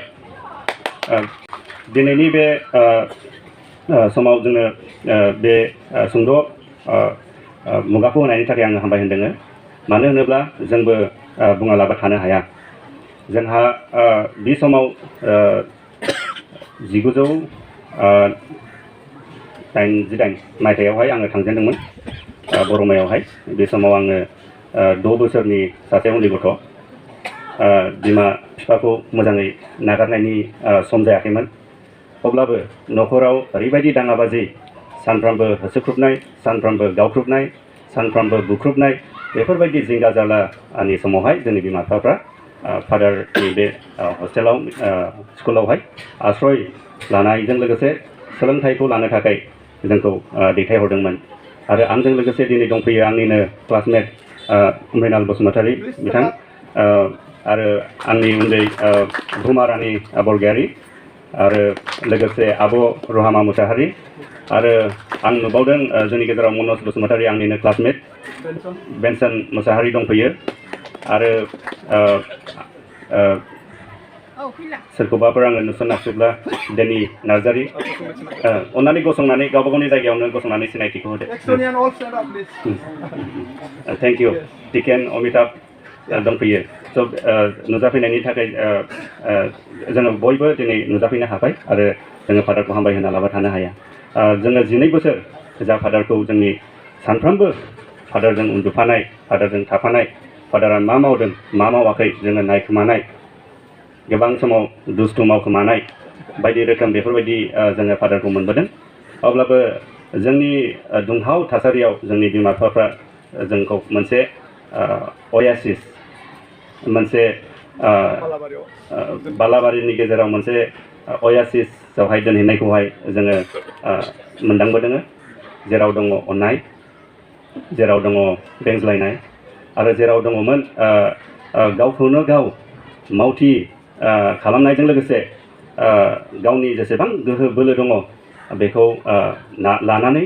जुजिनायनि मोनसे आखुथायखौहाय जोंनि आफा गेवलाङा जोंनो होबोदों जोङो बेखौ मोनदांबोदों आरो गोबां समाव जोङो बेखौबो 4 बाजि फुङावहाय जोङो सिखारोमोन 4 बाजि फुङाव सिखारनानै जोंनो फिजिकेल एक्सारसाइज लेसन्स होयोमोन जोंनि गेजेरावहाय जोंब्लाव सोरां बसुमतारी सारानो गोबां समाव दैदेनबोदोंमोन आरो जोङो जेब्ला उन्दुनायनिफ्राय सिखारनो बानानै फोथाराव थाङोमोन अब्ला जोङो सानोमोन एसे माबानोसै थाखोमाबायनोसै होननानै दंफां खना खनलाफ्रावहाय नाथाय फादारा गावनो गसंनानै थायो बे थाखोमाथाव जायगायावहाय थाखोमागौ सानब्लाबो हाला खारनांसिगोन बेबायदिखौ जोङो मोनबोदों जोंनि डिभ'सन देहानि सुस्थिर जानायजों लोगोसे जोंनि स्पिरिचुवेल जोंनि जिउआरि जोंनि आत्मिक डेभेलपमेन्टनि थाखाय जौगानायनि थाखाय जेब्लायबो जोंहा डिभ'सन थायोमोन जोङो मा धोरोमानो जाया मानो जोंनि लोगोफ्रा गोबां बाथौ धोरोमावहाय दङमोन गोबाङानो जोंना हिन्दु लोगोफोर दङमोन गोबाङा मुस्लिम लोगोफोर दङमोन गोबाङा ख्रिस्टान लोगोफोरबो दङमोन दा जोङो साफ्रोमबो ज' जानानैहाय गावबा गावनि गसाइखौहाय जोङो मानिनो थाखाय गावबा गावनि गसाइनाव आर'ज गाबनो थाखाय फादारा जोंखौ फोरोंबोदों आरो बेजों लोगोसे जोंनि फरायनायनि बेलायाव फादारा जोंनि फारसे गोबां ध्यानखौ होदोंमोन गोबां समाव जोङो जोंनि समाजाव थानायलाय स्कुल सिङावब्लाबो समाजाव थानायलाय बायरावहाय एखनबा आबसु लं लिभखौ जोङो खोनायो एखनबा जोंबो केम्पास सिङावहाय एबसु लं लिभ होनफायोमोन एखनबा समाव जोङो PTCA लं लिभखौ खोनायोमोन आरो बे समावहाय जोंबो माखासेया PTCA लं लिभ होनफायोमोन एखनबा समाव एबसु आरो PTCA बुलायलायोमोन बे समावहाय जोंबो बुलायलायनो बेफोरबायदि समस्या जायोमोन उन्दै गथ'फोरनि दा बेफोरबायदि दुंहाव थासारिनि गेजेराव नाथाय सोलोंथाइनि बेलायाव फादारा मोनसे ओरैबायदि कालचारेलि रेसपन्सिभ सिस्टेम खालामनानै होबाय जोङो जोंनि कन्टेक्स्ट जोंनि थासारियावनो बेफोरबायदि जिंगा जारला थासारिनि गेजेरावहायनो जोङो गावखौनो गाव माब्रै फरायनायनि बेलायावहाय जोङो थाबथायालासेनो आवगायलांनो हायो बेखौहाय मोनसे फर्मुला बानायनानै होदोंमोन स' फादारा जोंनो खाम सिफुं सेरजा जथा दामनायजों लोगोसे बेफोरखौ जोंनो फोरोंदोंमोन आरो बेफोरखौ फोरोंनायजों लोगोसे जोंनि गावनिनो हारिनि राव थुनलाइ आरो दामनाय देनाय मोसानाय मुसुरनाय लिरनाय बेफोरखौहाय गोबां गुरुत्व होनानैहाय जोंखौ मानसि बानायबोदोंमोन आरो बेजों लोगोसे जोङो बेखौनो बुंनो सानदों जे नैबेबायदि मोनसे थासारिखौ जोंनो फादारा होनायखाय दिनै जोंहा गोग्गानाय दङ जोंहा डिगनिटि दङ जोंहा सेल्फ रेसपेक्ट दङ आरो जोंहा हारिनि थाखायबो अननायबो दङ दा नैबे कालचारेलि रेसपन्सिभ एजुकेसन जायखौहाय फादारनि दारै जोङो मोनबोदोंमोन जोङो बेखौहाय फादारखौहाय जोङो हामबाय होना लाबा थानो हाया आरो बेजों लोगोसे आङो फंसे बाथ्राखौबो बुंबावनांगोन जे फादारा गोबां मोजां इन्स्टिटिउसनफोरखौ लुखांदों होननानै दहाय जोंनि मानाव गेदेर आदा आलबिस बसुमतारी बिथाङा बुंलांबाय। गोख्रों फसंथानफोरखौ लुनायाव फादारा गावनो जथेस्थ' खाथियाव थानानैहाय मावोमोन, गावनो थाफायोमोन, गावनो लुखांखायोमोन। फसंथानफोरखौ लुखांनायाव फादारहा गोबां माने कम्पेरिजनखौहाय जोङो मोननो हानाय नङा जोंनि बर' एरियाफोरनि गेजेराव। फसंथानखौ लुखांनायजों लोगोसे जों सुबुंफोरखौबो लुखांबोबाय। बियो मोनसे जोबोद जोंनि थाखाय आरोबाव फादारखौ बाख्नायनांगौ गोनां दङ। बेवहाय फसंथानफोर लुखांनायनि बेलायाव फादारा गोख्रों, समायना रमायना आरो लोगोसे वेल्दी फसंथानफोरखौहाय लुखांबोदों फादारा। नाथाय गावनो फादारा गैजारोङिनि जिउ खांबोदों। जागायजेननायनिफ्राय नुनानै जोबनायसिम दिनैसिम फादारखौ ए लाइफ अफ पभार्टी यावनो नुबोबाय जोङो। फादारहा बे समावबो सेन्देल जरासेल' दङमोन, जुथाखौ गानफेरामोन। फादारहा गावनि मोदोमनि नांगौफोरखौहाय सुफुंजासे मालाबाबो फादारा लाफेरामोन, मोनफेरामोन। आरो बेजों लोगोसे जा गस्ला गांसे दङ, खेबसे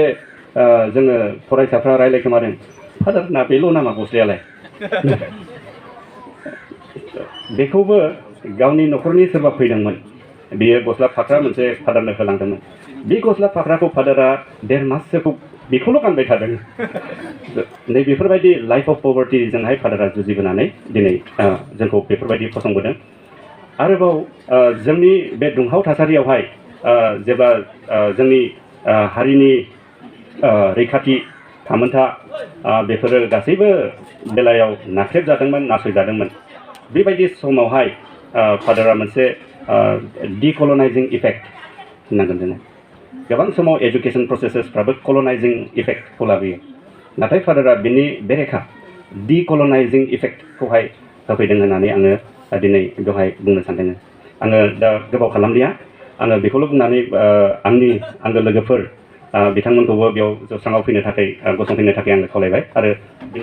बेजों लोगोसे जोंनि मानाव गेदेर आफा गेवलां बर'खौहायबो जौस्रांसिम गाखोबोनो थाखाय आङो खावलायहरनाय जाबाय। बेयो दिनै आं बुंनाय नङा, बेयो जोङो गोदो गोदायनिफ्रायनो बुंबोनाय सोदोब। फार्स्ट पिपलफ्रा मोनसे साइटेसन लिरदोंमोन आरो बेखौनो आङो फरायफिननो सानबाय। आरो बेनि गेजेरावहाय जोङो बेखौनो बुंनो सानबावबाय, दिनै जोंनि गेजेराव फादारनि फरायसाफ्रा अल अभार दा वर्ल्ड, जोंनि इन्डियायावल' नङा, नाथाय गासैबो बुहुमनाङैनो गुबुन गुबुन हादोराव दङ। आरो बेवहाय जोङो बेखौ बुंनो सानबावबाय जे फादारा बर' लेंगुवेज लिटारेचार हारिखौ अनोब्लाबो फादारा इउनिभार्सेल, फादारहा मोनसे इउनिभार्सेल केरेक्टारिस्टिक लाभ फर अल हिउमेनिटि दङमोन। आरो बेनो दिनै बेरखांदों जे जोंनि नैबे साइटेसनावहाय जोङो बेखौनो बेरखांहोनो सानदों जे फादारा जोंखौ अनदोंब्लाबो फादारा गुबुनखौबो जोंखौ जेसेबां अनदों बेसेबांनो अनदों। बे universal love for all human beings and sentient beings बेखौहाय जोङो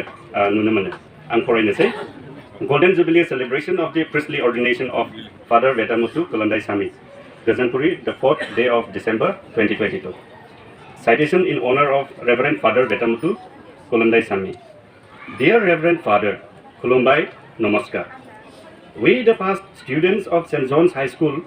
and the people of Bodoland Territorial Region, BTR, Assam, India, behold you with love, gratitude and veneration. Your unmatched love for the wellness of your students,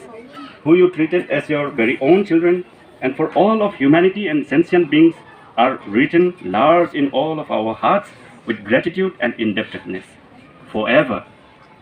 In this Golden Jubilee celebration year of your priestly ordination, we heartily congratulate you and extend to you our love and warm wishes. Oh, educator, our excellence,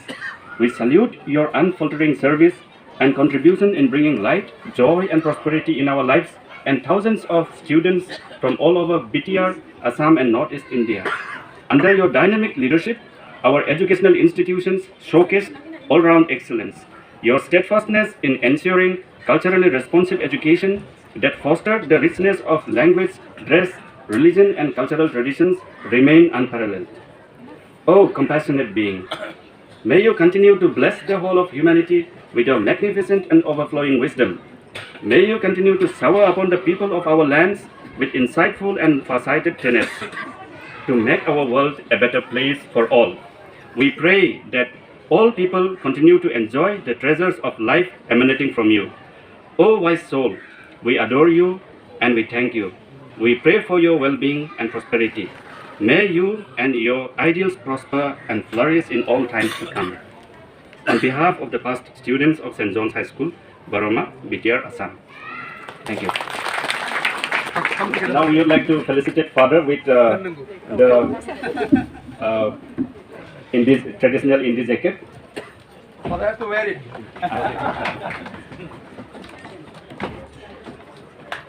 Students of Jesus Mary School, खाथियाव दङ अननानै फैदो जौसाङाव जोंहा बारा समाय गैला. Then I would like to call upon Mrinal Kanti Basumatri to felicitate Father with an aronai.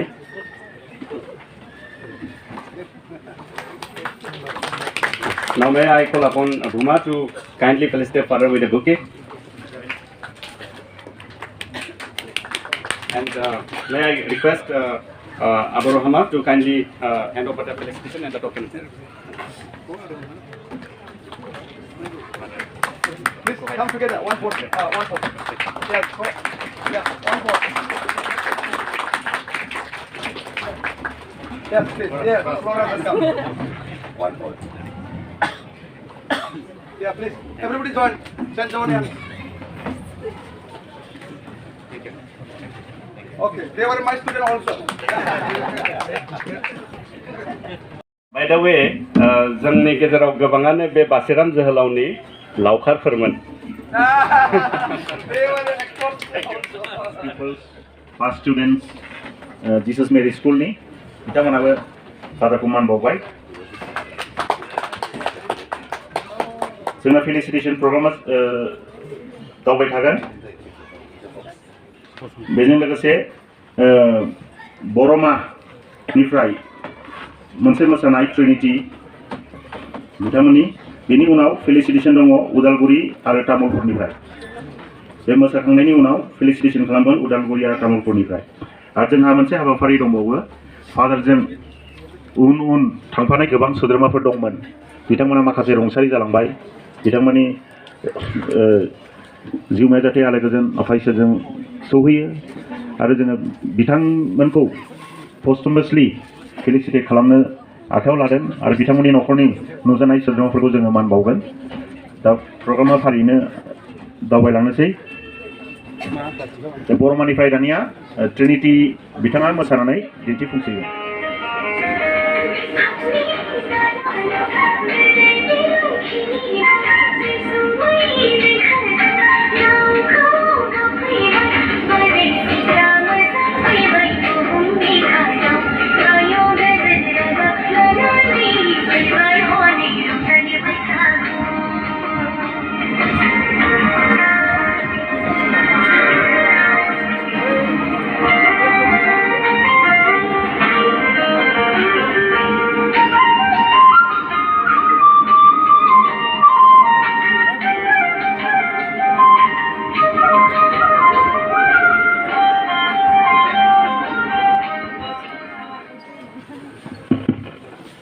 दानिया जोङो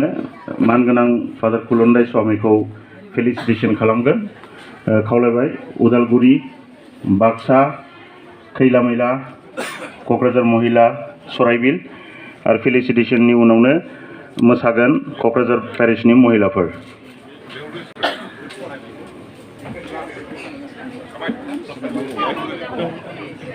जोङो जौसाङाव फैनो थाखाय खावलायनाय जाहैबाय.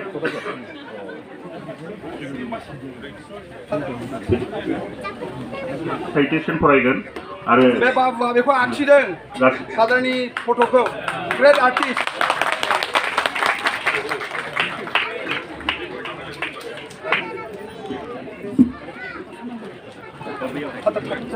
मानगोनां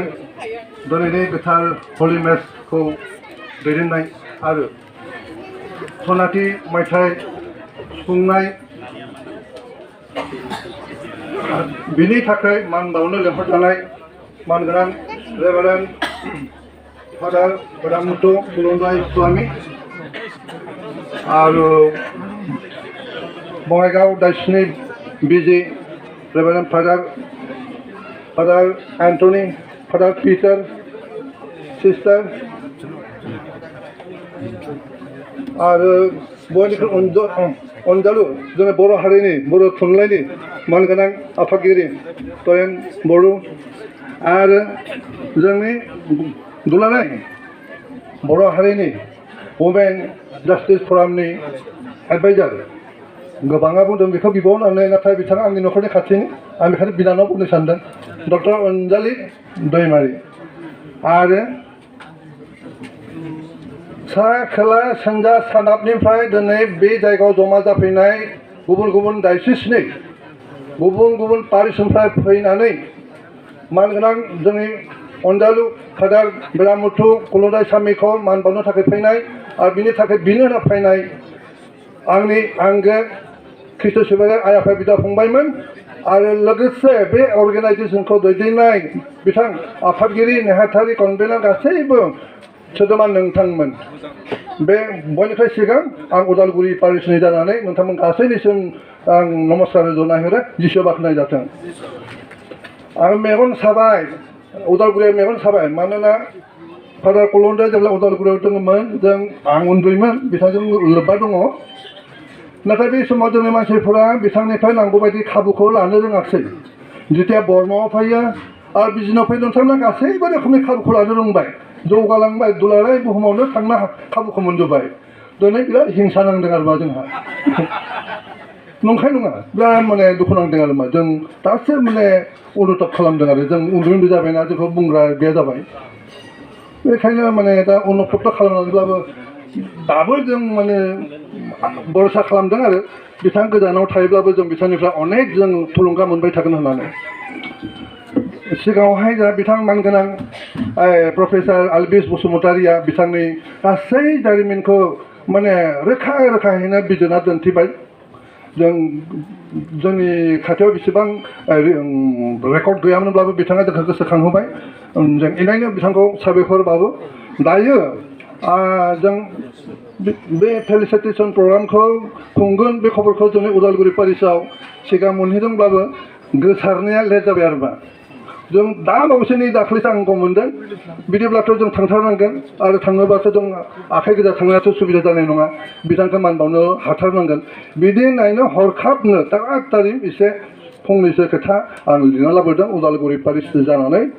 बेयाव निस्सय गोरोन्थि थागोन गोरोन्थि जायोब्ला निमाहा होगोन आरो बेवहाय आं लाम सामसो माने सुंद' माने बिथाङा मा मा खालामबोखो आं सुंद' लिरनो सानदों आरो हास्थायदों गोरोन्थि जायोब्ला मानगोनां जोंनि आफा फादारखौ आं निमाहा मोनगोन होननानै खावलायनाय थाबाय मानगोनां रेभारेन्ड फादार बेदामुथु कुलुंदायसामीनि जालांनाय सनाथि जुबुलिनि मुङै मान बावनाय बिलाइ उदालगुरि पारिस उदालगुरि पिन 784509 जिल्ला उदालगुरि बिटिआर आसाम अक्ट' 4 डिसेम्बर 2022 माना गेदेर अनजालु फादार गिबियाव जोंनि बासायगिरि प्रभु जिसु आरो बयनोबो हेफाजाब होग्रा बिनि गोथार बिमा आइ मारियाखौ खुलुमनानै उदालगुरि पारिसनि जानानै दिनैनि बे गासै बर' हारि खृष्ट फोथायगिरिफोरनि बिथांनि जालांनाय सनाथि जुबुलिनि मुङै मान बावनाय बेलायाव जों नोंथांखौ खुलुमो मान बावो आरो कंग्रेचुलेसन होयो खुलुमो गासैबो आखाइ खबना होगोन माथाय 18 अध्याय 16निफ्राय 20आव लिरनाय दङ प्रभुआ बुंदों बेनिखायनो नोंसोरो थां आरो गासै हारिखौ सेला खालामनानै बिफा बिसा आरो गोथार जिउनि मुङै बिसोरनो बाप्तिस्मा हैथां बे प्रभु जिसुनि बोसोन आरो बिथोननि मोनफ्रोमबो हांखोफोरखौ मैखुनाव सोना लानानै बुरलुंबुथुर दैमानि सागाल आरो भुटान अरुणाचल हाजोनि खोला फैलाव हालामफोराव सान हर मिथिया गांनाय उखैनाय मिथिया अखा बांखा मिथिया लोमजानाय साजानाय मिन्थिया जासे फोरबोनि रायजोखौ दाबाय फेहेरबाय आरो गासै सुबुंफोरनि गेजेराव गाहाम खौरां फोसावनानै सोरांनि लामा दिन्थिबाय बिथाङा हारमुथि बर्मा आरो बिजिनि बायदियाव इसोरनि रायजोखौ दानानै फोरबोनि मुंखौ मोनथि होबाय बिथाङा जोंनि उदालगुरि पारिसावबो 31/1/1974निफ्राय 23/1/1977 मायथाइसिम गासै 2 बोसोरनिबो गोबां सम थानानै मेंग्लियाजासे सान हर खामानि मावनानै उदालगुरि पारिसखौ गासै मण्डलनि सुबुं आरो समाजखौ जौगाहोबाय। बिनि थाखाय बिथांखौ हामबाय होयो आरो बाख्नायो। अननानै आखाइ खबना होदो जोंनि उदालगुरि पारिसनिया। धन्यबाद थाबाय। बिथाङा सासे गुरै गोसो आरो अंख गोसोनि दौरि होननानै बयजोंबो मोनथिजायो। मानोना बिथाङा गासैखौबो गावनि आंगो लोगो खालामनो हायो।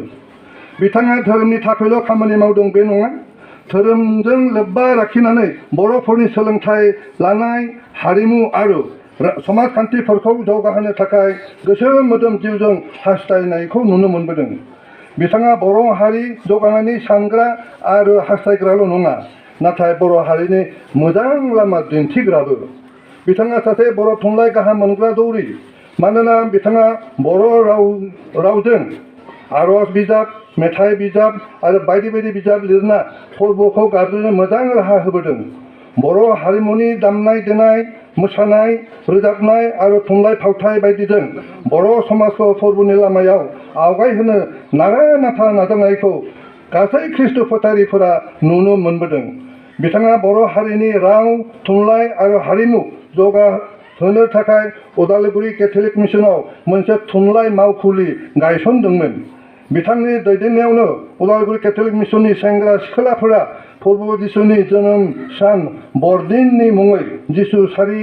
जानायनि सुंद' जारिमिनखौ गुवाहाटी आकाशबाणीआव फोसावनो खाबु मोनदोंमोन। बे फोसावनायनि दोंसे मेथाइखौ जेब्लाबो बावनो हानाय नङा। बेनो जादों थुर थुदु दायुद नोगोराव, थुर थुदु बेथलेहेमाव, इसु मसीह राजाखौ नायनो थांनि। उदालगुरि पारिसनि थाखाय बिथाङा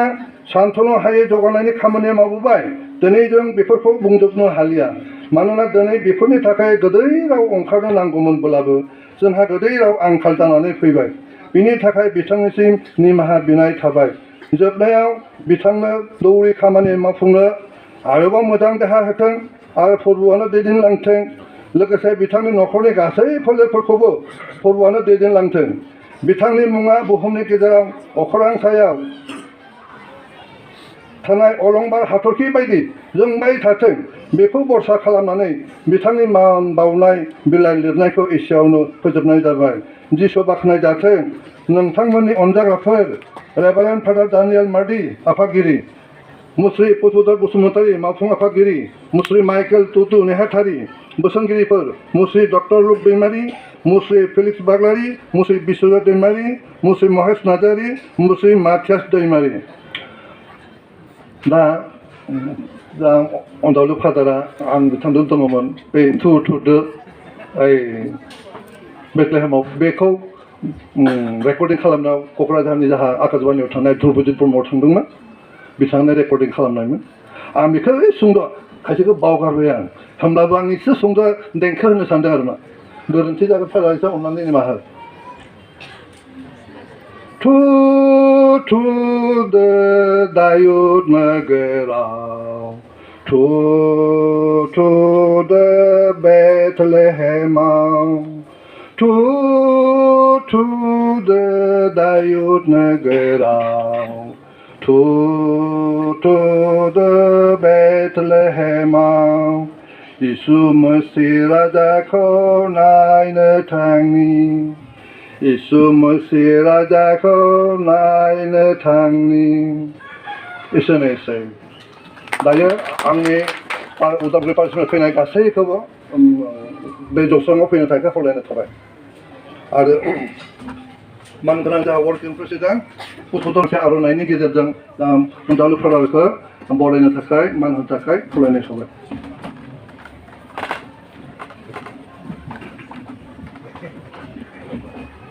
मानगोनां जोंनि फादार कुलुन्दाइस्वामीनि मावनाया जोंनि गासै बिटिआर हालामावनो बेरखांजोबदों। बिथांमोना उदालगुरि डिस्ट्रिक्टनिफ्राय फैदों। आं खावलायो तामुलपुर डिस्ट्रिक्टनि बिथांमोनखौबो जाहाथे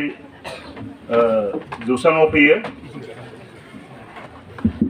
आं फंनैल' बाथ्रा बुंनो गोसो जायो दिनैनि बे गोथार सानाव ख्रिस्ट'खौ अनग्रा ख्रिस्ट'खौ सिबिग्रा गासै मानगोनां लावखारफोर आरो ख्रिस्ट' बिसासिफोर जोङो आंथ' उन्दैमोन आं जेबो मिथिया फादार कलन्दाइनि बिसय खिन्थु दायो गोबां बाथ्राखौ आं मिथिनो मोनबाय नाथाय दिनैनि गाहाम बाथ्राफोर बायदि जेरै जन बाप्तिस्माया जिसुनि फैथाखौ दैनो समाया थिग जों दिनै फादार कलन्दाइनि जों आथिंखौबो हमनो समाया बेनो जों आर'नाइ गानहोनोबो समाया जों बेबायदि माबायाव थासारियाव दिनै जों नुजाखांबाय बेनिखायनो आङो जों फादार कलन्दाइनिफ्राय जों गोबां बर' हारिया बिनिफ्राय राव हारिमु थुनलाइ आफाद सोलोंथाइ गासैखौबो जों आदाय खालामनानै लानो हाबाय बे नोंगौ थिगानो जों मोनबाय बेनिखायनो आं सानो आं बे फंसे बाथ्राखौ बुंनो गोसो जायो आरो बे बाथ्राखौ मानो बुंनो गोसो जायो होनोब्ला जोङो जेब्ला बिसोरो फादार फरायनानै जेब्ला अर्डिनेशन जायो फादार जायो अब्ला जों फादारखौ फादार कलन्दाइ बायदि जों आजावा फादारनि महराव फादार कलन्दाइनि महराव जों जिसुखौ नुयो जों जिसुखौ आजावो बेनिखायनो आं बुंनो सानो दिनैनि बे गोथार सानावहाय दिनैनि बे फादार कलन्दाइनि बे 50 बोसोर जुबिलि खुंनायावहाय जोंहा बाइबेलाव मोनसे बाथ्रा दङ नोंनो आल्फा नोंनो अमेगा थारमाने फादार कलन्दाइया जोंनि बर' जातिनिनो जाजेननाय आरो जोबनाय गोथां इसोरा आरो बेनो लामा दिन्थिग्राया आं बे बाथ्राखौ दिनै गासै खोनासंनायनि उनाव बुंनो गोसो जायो दा जोंनि फादार कलन्दाइया जोंनि बर' हारिनि थाखाय बेनो आल्फा बेनो अमेगा आरो बेनो जाजेननाय आरो जोबनाय गोथां इसोरा आरो बे जेब्लायबो जुग जोबथारा जासे थाथों आरो थाबाय थागोन आरो नैथियाव आं बेखौहाय बुंबावनो गोसो जायो जोङो फादार कलन्दाइ स्वामिनिफ्राय गोबां बाथ्राफोरखौ जोंनि बोसोनगिरिफोरा बुंनानै थांबाय बिबुंथिफोरा बुंनानै थांबाय जों गोबां आदाय खालामबाय बे जोंनो अननाय होबाय गासैखौबो होजोबबाय नाथाय जों माने बङाइगाव डायसिसनि सिङाव थानाय बड' कैथलिक एसोसिएशननि दैदेनगिरिफोरखौबो गोबां रोजा रोजा हामबाय होनो आं गोसो जायो मानो होनोब्ला जों आजावग्राल' नङा जों मानबो होनो रोंबाय आरो बे गियानखौ जों फादार कलन्दाइनिफ्राय मोनदों आरो बे गियानखौ दिनै जोंनि आं स्पेसियेलि बे बङाइगाव डायसिसनि सिङाव थानाय बड' कैथलिक वेलफेयार एसोसिएशननि दैदेनगिरिफोरखौ मोजाङै सिनायजोबा नाथाय स्पेसियेलि आं सानै मानसिनि नामखौ लागोन बे जाबाय आंनि अनजालु आदा जनक बसुमतारी आरो बिनोद बसुमतारी बिथांमोननि दैदेननाय नाजानायावहाय जोंनि बर' जातिनि गासै मान इज्जतखौ बासायनायनि थाखाय सन्मान होफिननाय हाबाफारिखौ फोरोंनायनि थाखाय आरो बे आयदाखौ लाखिनायनि थाखाय रोजा रोजा हामबाय होदों आरो थामथियावहाय दिनैनि जि प्रग्रामावहाय जानाय लोंनाय जगारफोर खालामदों जायफोर खामानिखौ जोङो लेखा गोरों डक्टर डिग्री थानाय बा माहाजोन बा गिदिर मानसिफोरनिफ्राय मोना उन्दै थाखोनिफ्राय मोनो संनाय खावनानै दामनाय देनाय जोंनो जाहोदों बिथांमोननिसिमबो बिफा आरो फिसा गोथार जिउनि मुङाव बिथांमोननि न'खराव जाहाथे सान्थि थाथों होननानै आं आफा इसोरनाव गुरै खावलायो बेखौ बुंनानै आं फोजोबबाय गोजोन्थों हामबायसै उदालगुरिनिफ्राय फैनाय साफ्रोम पेरिशनारफोरनिफ्राय तामुलपुरनिफ्राय अननानै जौसायाव गाखोफैदो आरो बेजों लोगोसे खैला मेलानि सराइबिलनि आरो क'क्राझारनिफ्राय आरो सोरबाफोर दङबा अननानै फैदो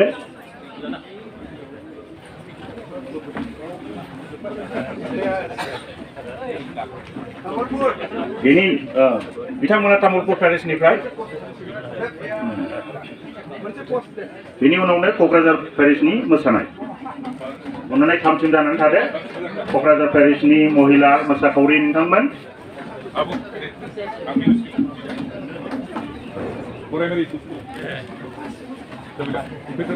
जोंनि हामबाय होनाय प्रग्रामा जोबाखै अननानै जिरायनानै थाथ'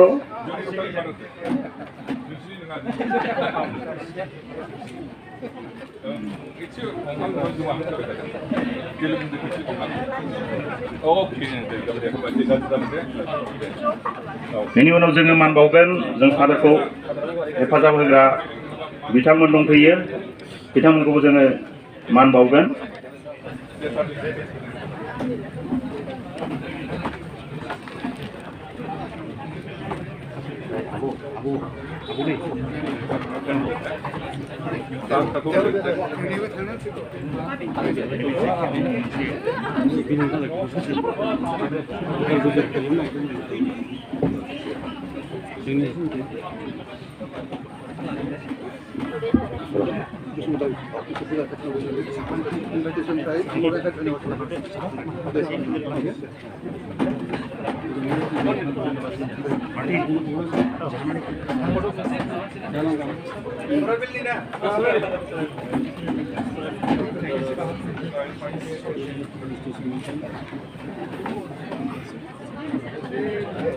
बे सराइबिल पेरिशनि खैला मैला क'क्राझार महिला बिथांमोना हाजारखौ मान बावफैबाय। बेनि उनावनो जोंहा मोसानाय दङ।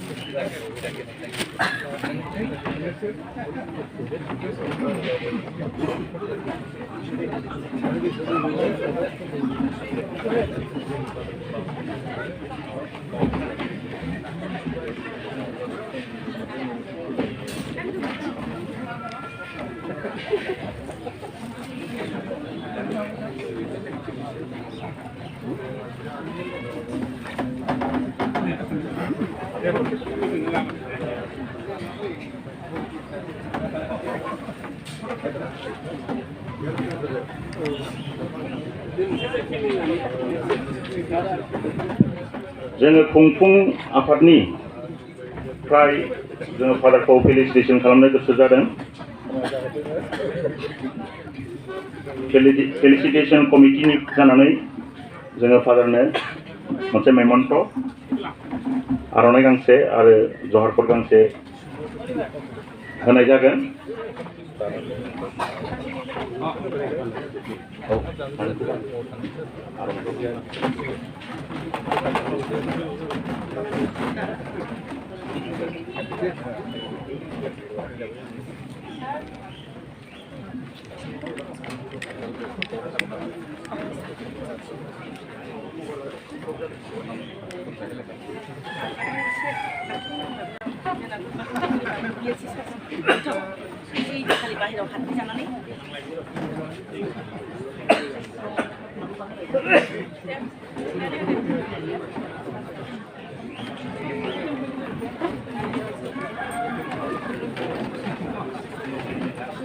कमिटिनिफ्राय सेलेब्रेशन कमिटि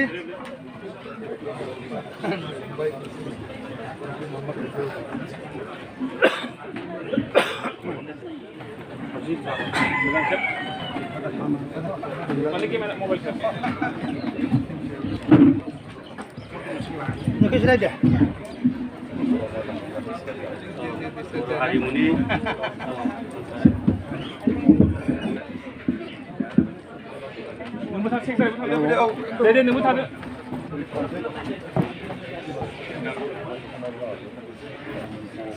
दोंसे मोसानाय दिन्थिनो आखायाव लादों क'क्राझार महिलानिफ्राय।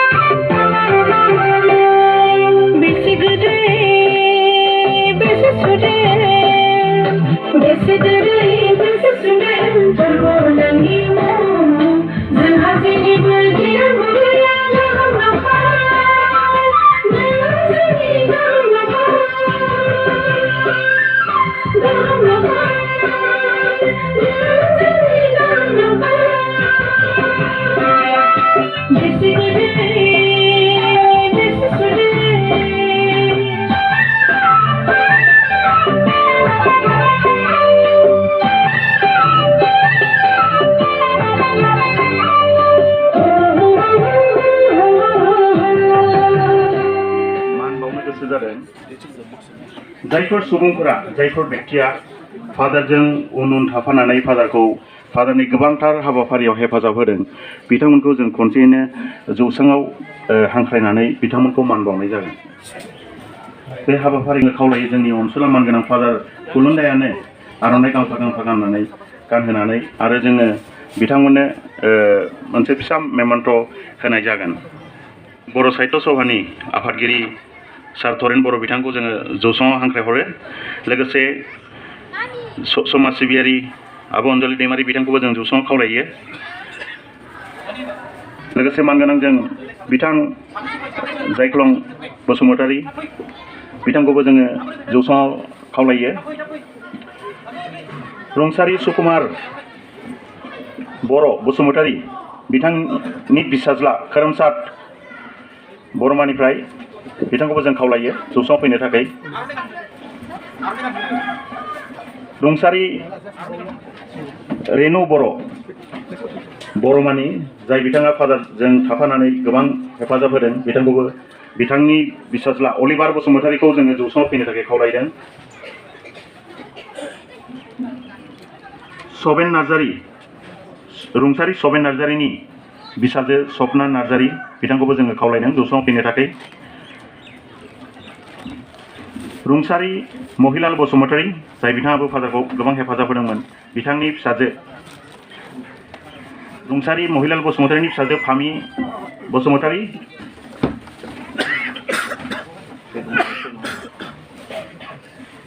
फादार मानगोनां फादार कुलुन्दायस्वामी बिथाङा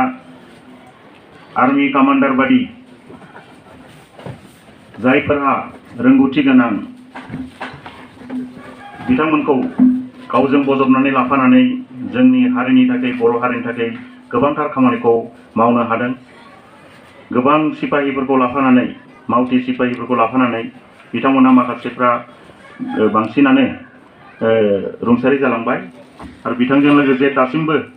माखासे सुबुङा फादारखौ हेफाजाब होगासिनो दं। बिथांमोनजों बयखौबो गोसो गोरबो सिंनिफ्राय जोङो हामबायहोयो आरो आफा इसोरनाव आर'ज खालामो जाय बिथांमोना रुंसारि जालांबाय बिथांनि जिउ सोलेरा जाहाथे आफा इसोरजों गोजोनै थाहैनो मोननाय बादि आरो बेबादिनो जायफोरा दा हेफाजाब होगासिनो दं जाहाथे बिथांमोनाबो फादारखौ आरोबाव साबसिनै हेफाजाब होनो हानाय बादि दा बे हाबाफारिखौ जों आवगायनोसै। आं खावलायो मानगोनां फादार खुलुन्दायखौ जाहाथे गासैबो सुबुंफोरनो आर'नाइ मोनसे आरो बे फिसा अनसुंथाइखौ जेन होनानै होयो। गोसोखांथाय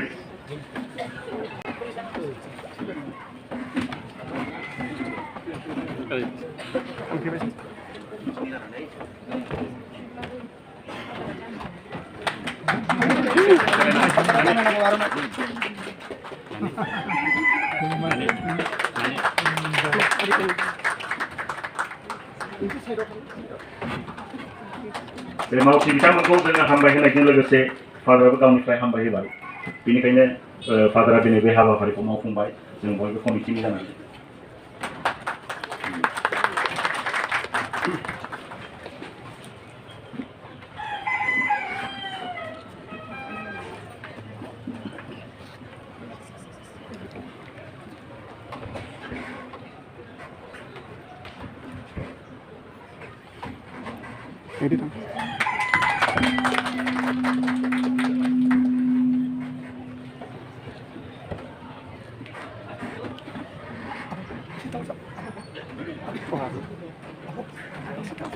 आर'नाइ एसे दाव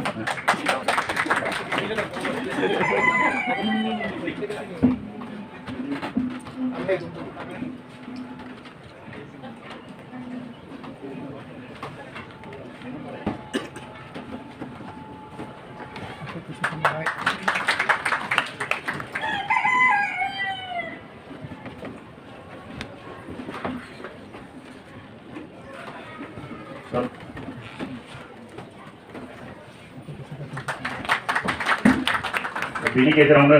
जोंहा दासिमबो फादारजों मावफानाय दङ। दा बावसिन मावनाय हिसाबै जोंहा सासे सुबुं दङ बरमानिफ्राय लानानै फादारनि खिबुखौनो नागाराखै बिथाङा जोंनिनो मावफुं आफादनि सोद्रोमा जोंब्लाव जेम्स बिथांखौबो जोङो मान बावनो गोसो जायो आरो हामबाय होयो बिथाङा अननानै जौसाङाव फैदो।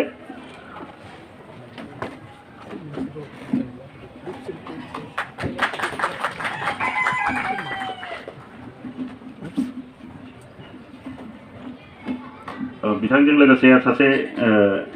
गथ'सा दंबावो हिन्जावसा गथ' जायखौ फादारा अननानै फोरोंदोंमोन फोरोंनायनि लोगोसे दा बे बिजनीनि जिसास मेरि स्कुलनि जे डान्स स्कुल दङ बिथाङा बेखौ सामलायगासिनो दङ रुपश्री अननानै रुपश्री बिनानाव रुपश्री नार्जारी बिथांखौबो जोङो मान बावनो गोसो जायो। बेजों लोगोसे जोङो जौसाङाव थाखानायावनो जोंहा सुबिनियारनि बेखेवनाय दङ बिसम्बि बेखेवनाय आरो बिजाब मोनसे फादारानो लिरनाय बिजाब मोनसे दङ बेखौबो बेखेवनो थाखाय जोङो खावलायदों। जोंजोंनो हांख्रायहरजानाय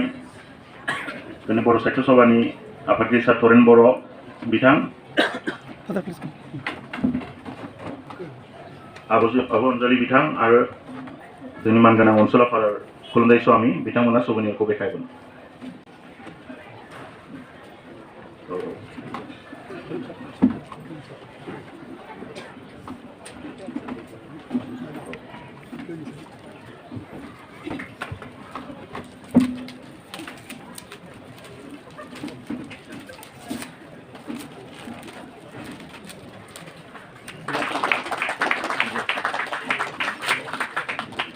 बे सबिनियरखौहाय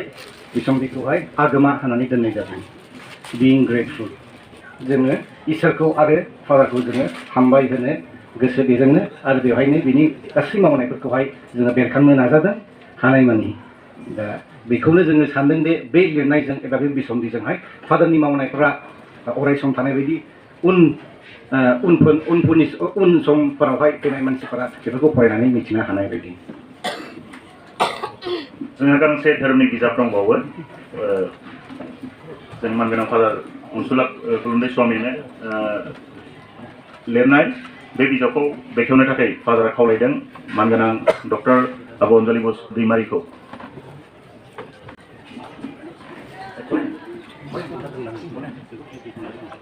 बिजाबखौ बेखेवनायनि सिगां फंनैसो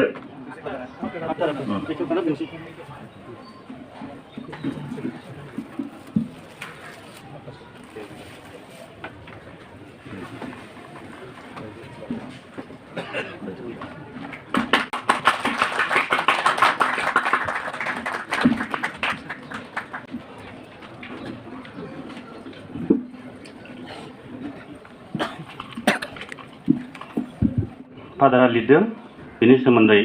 फंनैसो मारै बे बिजाबखौ दिहुननो हादों फादारा बेनि सोमोन्दै बुंनो थिननायलाय फादारनि जानानैनो फादारनि रावजोंनो आं फरायथिनाल' होनो नागिरबाय। मानगोनां नुजाफैनो हानाय इसोरनि लेंजो आरो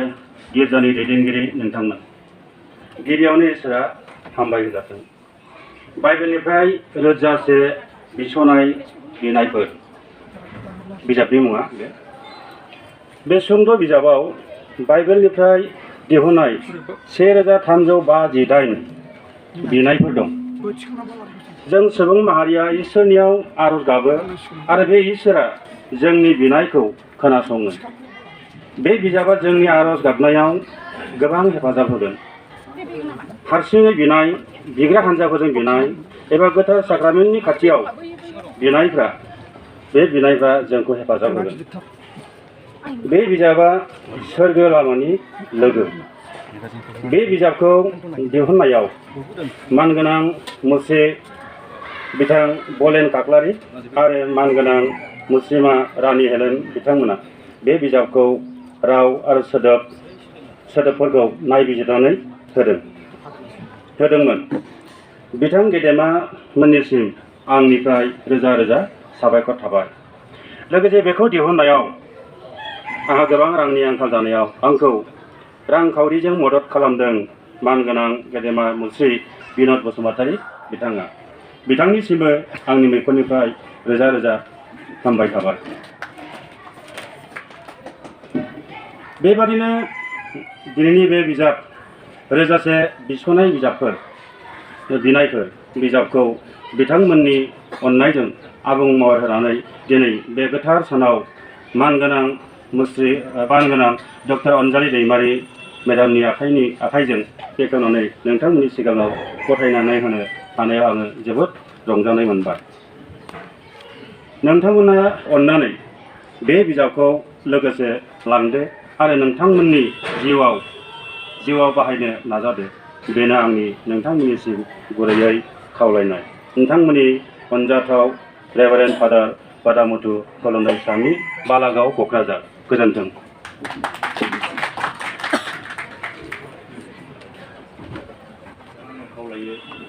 जोंजोंनो हांख्राय हरजानाय जोंनि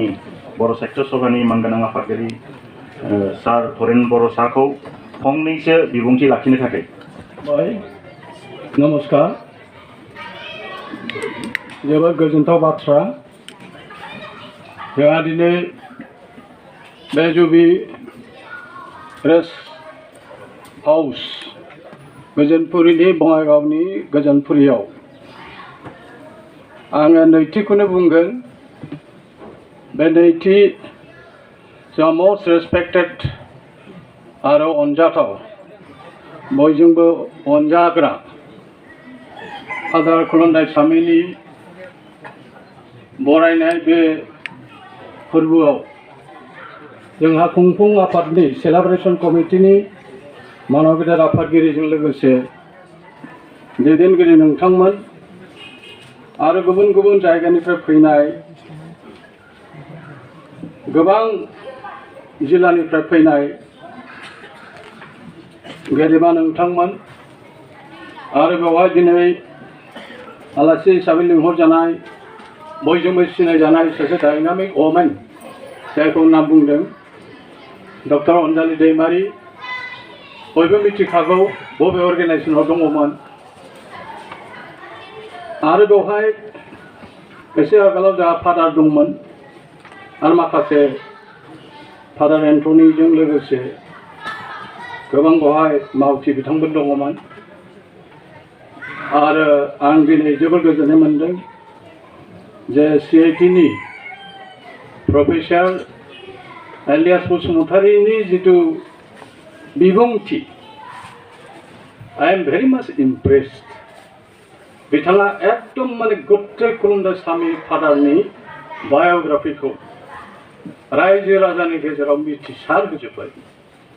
आरो बेजों लोगोसे जोंहा भिक्टर नार्जारियाबो द्लाम खोथाखौ बुंबाय। जोंहा मस्ट डायनामिक सासे जोंब्लावखौ बावनो हानाय नङा। आरो दिनै बाहाय खोरोमसार बसुमतारीबो फैदों। बिथाङा सांबादिकबो, फोरोंगिरि, सानसुमै। आरो लोगोसे आं दिनै बिराद गोजोननाय मोन्दों जे जोंब्लावखौ नुबाय। बासिराम जोहोलाव बेखेवखालि बे पानबाजारनि इन्जिनियारिं इन्सटिटिउटआव लोगो मोननायनिफ्राय आं बेखौ मानसिया दंना गैयासो सानबाय थादोंमोन। औ, जायख्लंखौ आइ एम भेरि लाकि। एक्सुवेलि आंबो सिनेमानि लाइननि मानसि, अनजलियाबो सिनेमानि लाइननि मानसि। जों बर' सिनेमायावबो एक्टिं खालामदों, अनजलियाबो बर'आव आरो बेबो असमियाव, आंबो असमियाव। दा गासैबो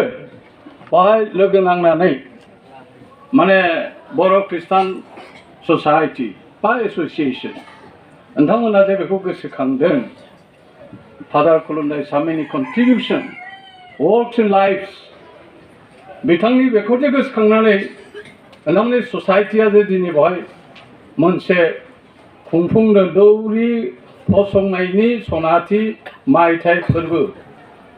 बेयो बिराद गिदिर ओंथि गोनां। खिन्थु बियो लास्ट 50 years कुलुन्दाइसामीया सोरनिफ्राय सोर बहानिफ्राय फैनानै दहाय जाय माने बिनि लाइफ स्केचखौ बुंदों, बयबो मोदै गगोन। एक्सुवेलि मानसिया डाउन थ्र'डेन फेमिलिनिफ्राय फैनानै माबोरै दिनै सासे तामिलनाडुनिफ्राय फैनानै तामिल सासेया बर' जातीयताबाद बुंजायो बिथांखौ। बर'निख्रुइसो रासिन बिनि बिखाया स्ट्रं।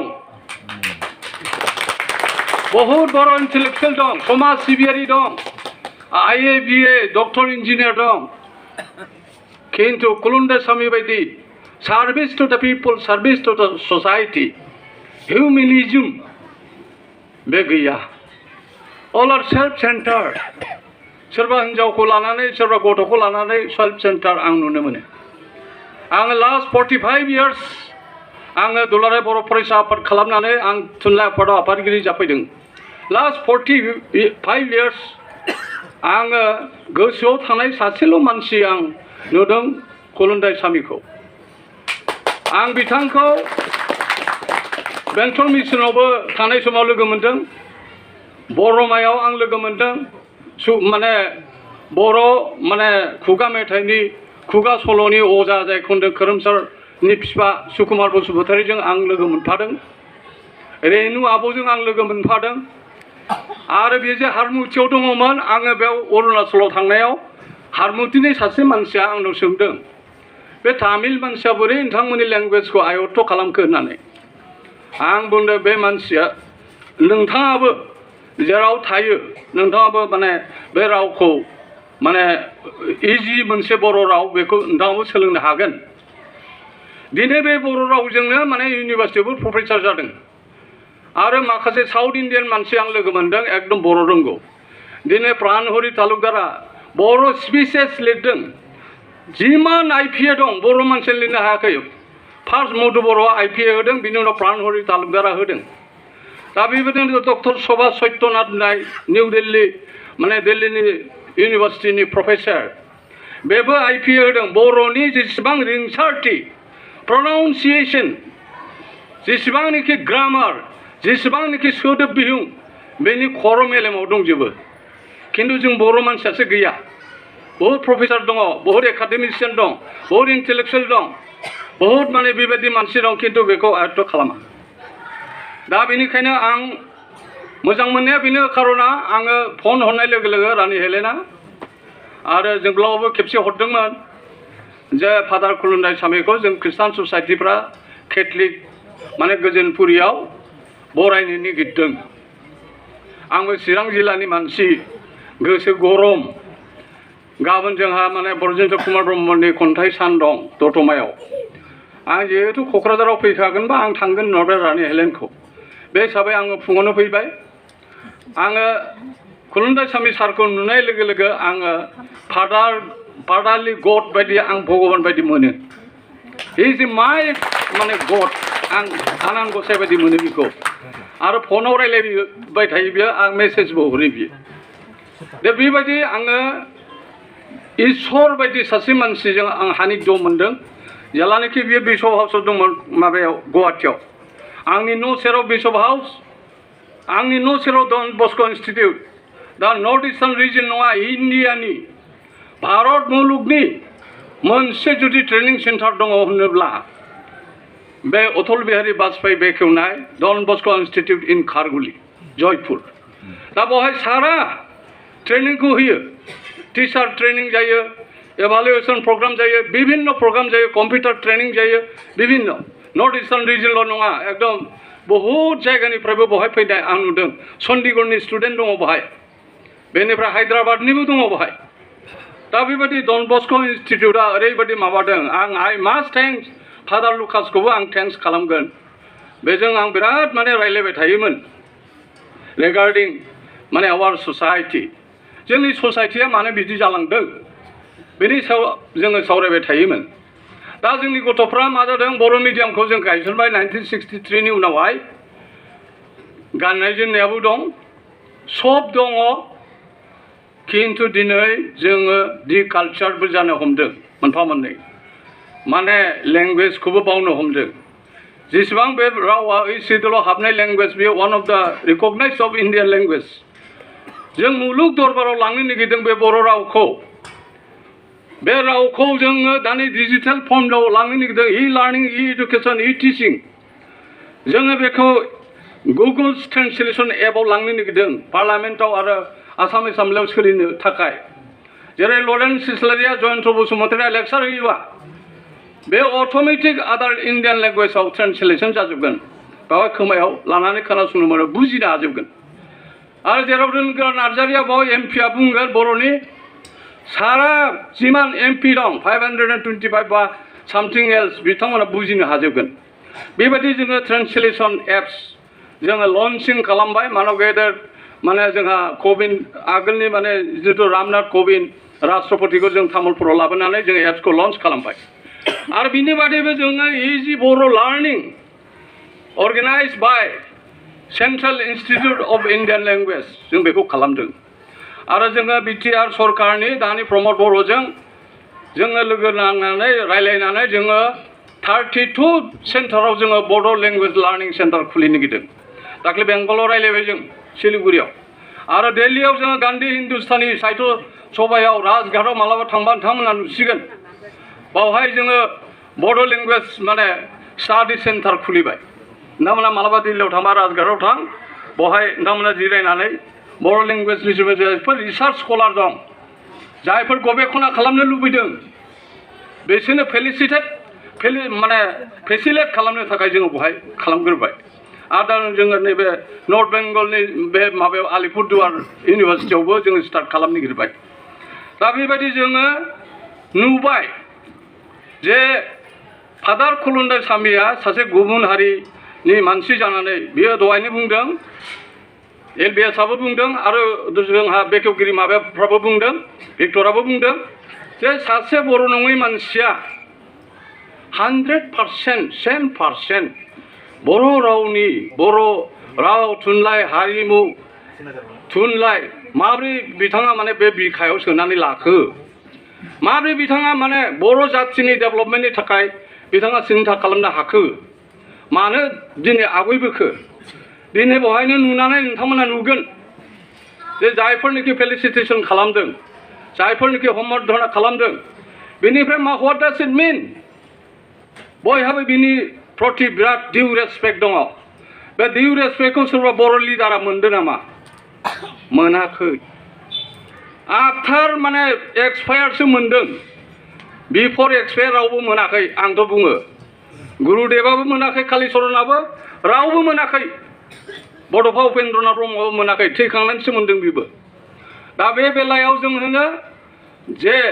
सासे मानसिया जुदि बेहा हिउमेनिटेरियान माबा दङब्ला बे what ever May B his language माबा ससाइटि बे मावनो होनबा मावखायो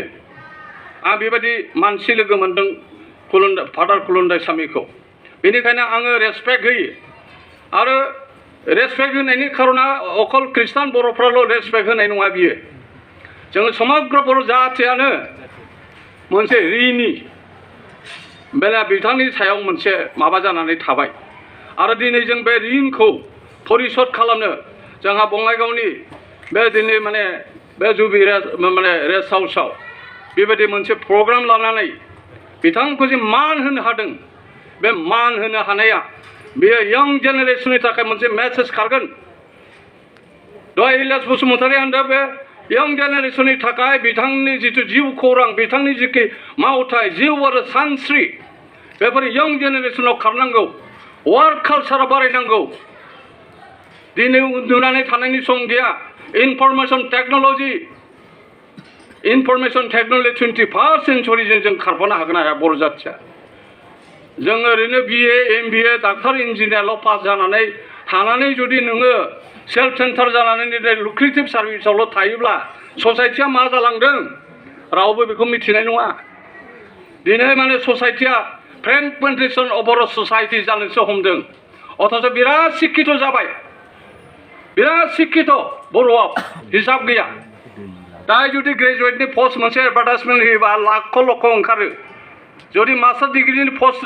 एडभार्टाइज होयोबा लक्ष लक्ष ओंखारो बाट व्हेर इज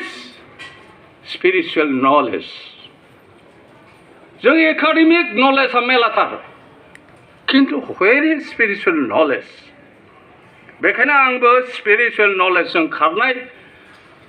फादार खुलुन्दायसामिनि बे जिउ सानस्रि आरो बिथांनि जितु मेसेज बे यं जेनेरेसननि मोनसे गोजोर पारमानेन्ट मोनसे जानानै थाथों आरो बर' हारिया बिथांनिफ्राय माखासे सोलोंनांगौ खोथा दङ बिथांनिफ्राय माखासे खोथा सोलोंनांगौ खोथा दं दा भिक्टर लेक्सार होनायाव आं मोदै गबाय जे जेलानिखि बर'आ अलखदमोन 88 89आव अलखद 83 84आव अलखद बे अलखद समाव फादार खुलुन्दायसामिया स्टेन्ड लानानै गरिब गथ'खौ फोरोंदों, आश्रय होदों, शेल्टारिं होदों, माबा जानाय लोंनाय होदों, अन्न आरो बस्त्र होदों। बेखौथ' बयबो मिथिगौ। दा मिथिनायाव बेबायदि हिउमेनिस्ट जोंनि गेजेराव जुगे जुगे अबतार उजिगोन ना उजिया? जुगे जुगे अबतार जेलानाखि समाजाव ग्लानि फैयो, जेलानाखि समाजाव अलखद फैयो, होमबा साफा साफा मोनसे माबा उजियो होननानै बुंदों। बे अबतार पुरुषानो जाबाय फादार खुलुन्दायसामी। बिथाङा बर' नङा जानो हागौ, किन्तु बर'नि थासारि, जानाय लोंनाय, हालौनाय, दाहोना थानाय, रुवाथि थानाय, सोरबा फरायनाय, सोरबा माबा मा दरखार गोलैदोंमोन बिथाङा बेखौ खबर लानो थाखायलाय हेल्थ सेक्टराव खबर लादों, एडुकेसनेल सेक्टराव खबर लादों, जेरावबो सेक्टराव बिथाङा खबर लादों जोंनि बर'नि थाखाय। बिथाङाथ' बेयाव तामिलनाडुआव थांनानै माद्रासाव खामानि मावहैयाखैना। बेनिखायनो आङो माखासे खोथाखौ बुङो जे फादार खुलुन्दायसामिया धोरोम फोसावनायनि गेजेरजों समाजखौ संस्कार खालामदों, सोलोंथाइखौ संस्कार खालामदों बियो, आरो निउ जेनेरेसननि थाखाय निउ लाइफ होदों बियो। दा बेखौ बयबो जोङो एप्रिसिएट खालामनांगौ। आं माबा नोंथांमोनखौ रिकुवेस्ट खालामो, आरो आं सानो दिनैनि बे बुब्लियाव बारा खोथाखौ बुंला, माने फादार खुलुन्दायसामी मास्ट क्रस सेन्चुरि। आं बेखौ आफा इसोरनि खाथियाव आरज गाबबाय, बिथाङा सेन्चुरि खुबैनांगौ, आरो जोंनि डाउन ट्रडेन ट्राइबेल ससाइटि, सावथालानो जा, बर'आनो जा, राजबंशियानो जा, सोरबायानो जा, बे डाउन ट्रडेन परियाल ससाइटिनि थाखाय बिथाङा खामानि मावनांगौ। आरो खामानि मावनो हायाबाबो अल एजआव बिथाङा सुबुरुन होबाय थानांगौ। जोंबो बिनाव थांबाय थानांगौ, जों साजेसन लानांगौ। बेनिखायनो आङो आइ फिल पार्सनेलि जे खुलुन्दायसामी बिथाङा जेसेबांखि थांनानै थागोन जों बिथांखौ नागारनो नाङा, आरो बिथांखौ उइथ डिउ रेसपेक्ट बिथांनि मावनाय आरो बिथांनि सानस्रि सान्थौफोरखौ जों गोसोआव लानानै जों बर' समाजखौ संस्कार खालामनाय, बर' समाजखौ मोजां खालामनाय, बर' समाजा जाहाथे मुलुग दरबाराव जाथि हिसाबै थांनानै थायो, कालचार जाथि हिसाबै थांनानै थायो। जेरोखोम बासिराम जोहोलाव बानायनायाव रिनु बर'नि कन्ट्रिबिउसन दं, जोंहा जोंलावनि माने जायख्लंनि कन्ट्रिबिउसन दं। दा बेबायदि बेलायाव कालचारेल बिथिङावसो हारिखौ ज' खालामनो हायो। कालचारेल आरो लेंगुइस्टिक एबिलिटिस नङाब्ला जातिखौ खौसे खालामनाया बिराद गोब्राब आं नुदों। रिलिजियास एसे एफा एनै थानो हागौ, राजखान्थियावथ' अनेक जाथारबाय। बर'आ राजखान्थि खांफुआथ' थोद्रा। दाख्लै लिडार माखासे सोरबा सोरबा माबा बिजेपिआव हाबलायबाय। बिराद खांफुआ बे जाथिया। बारा खांफुआ जायोबा जातिया धंस जायो। आं बेखौ आइ फिल जोंखौ दलरखौनो थाहोआ। अन्जलिखौ रायबाय थायो, आंखौ रायबाय थायो, प्रमद बर'खौ रायबाय थायो। आरे नों रायनायनिख्रुइ नों इनोभेटिभ साजेसन होना, माबायदि दावगानांगौ, माबायदि खामानि मावनांगौ। You suggest and come to me, I am not a tiger. आं नोंखौ मोसाबायदि बारसिनाथ'। नों आंनाव फै, आंनो मबाइलजों रायलायहर, with due honour, with due respect नों रायलायहर। थारमाने आंखौनो गुन्दै जाग्रा थरेन बर', हाग्रामाजों बायजाबाय, प्रमदजों बायजाबाय। आरे गुन्दै जाग्राबाथ' आं क्ररपति जानांगौमोन दखन। आंहा गारियानो गैया, न'आनो गैया।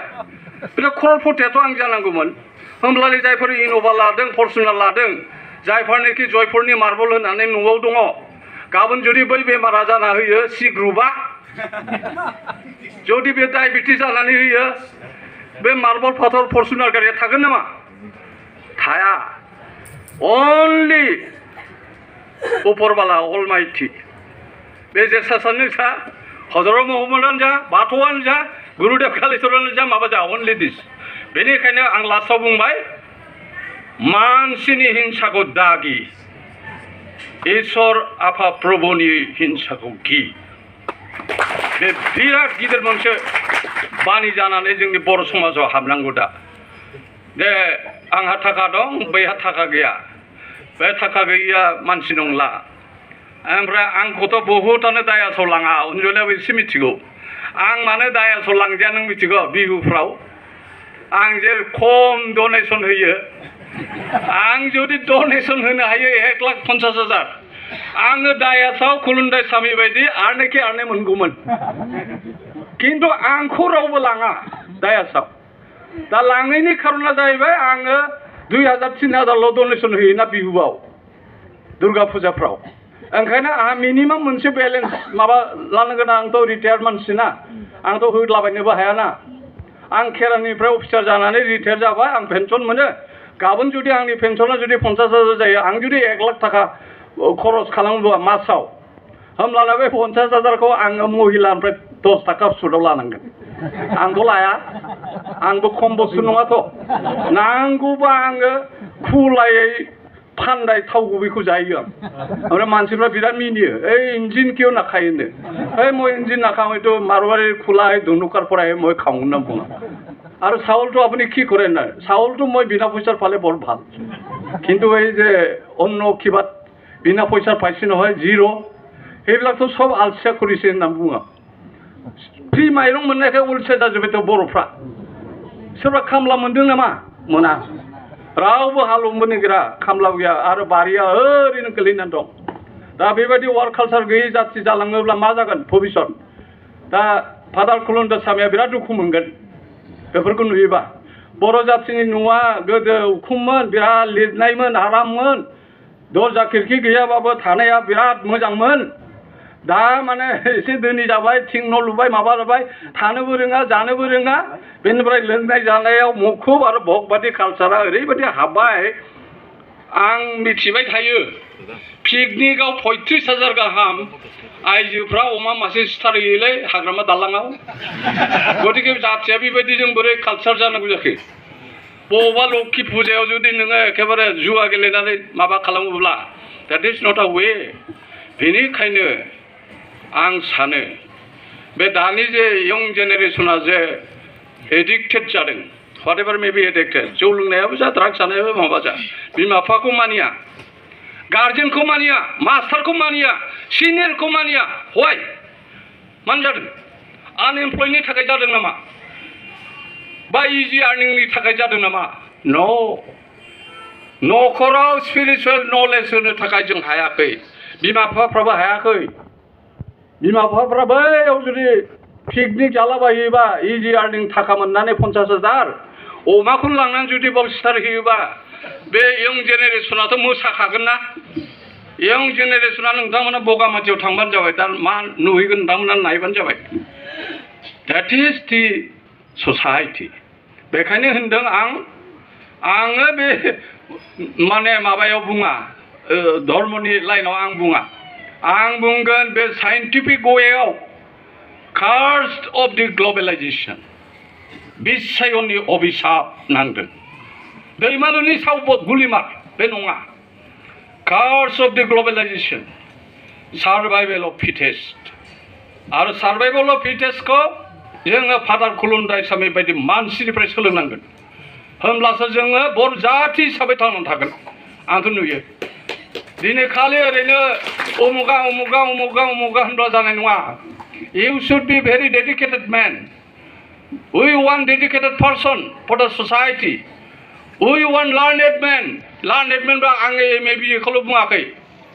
बेहा स्पिरिचुवेल नलेजबो थानांगोन हिउमेनिटि थानांगोन अननाय थानांगोन समाजखौ मोजां मोननाय थानांगोन बर' हारिखौ मोजां मोननाय थानांगोन बेयो जेरावखि थाया दख'ना गाननांगोन बेयो जेरावखि थाया गावनि रावखौ बुंनांगोन बे जेरावखि थाया आरनायखौ लानो गिनो नाङा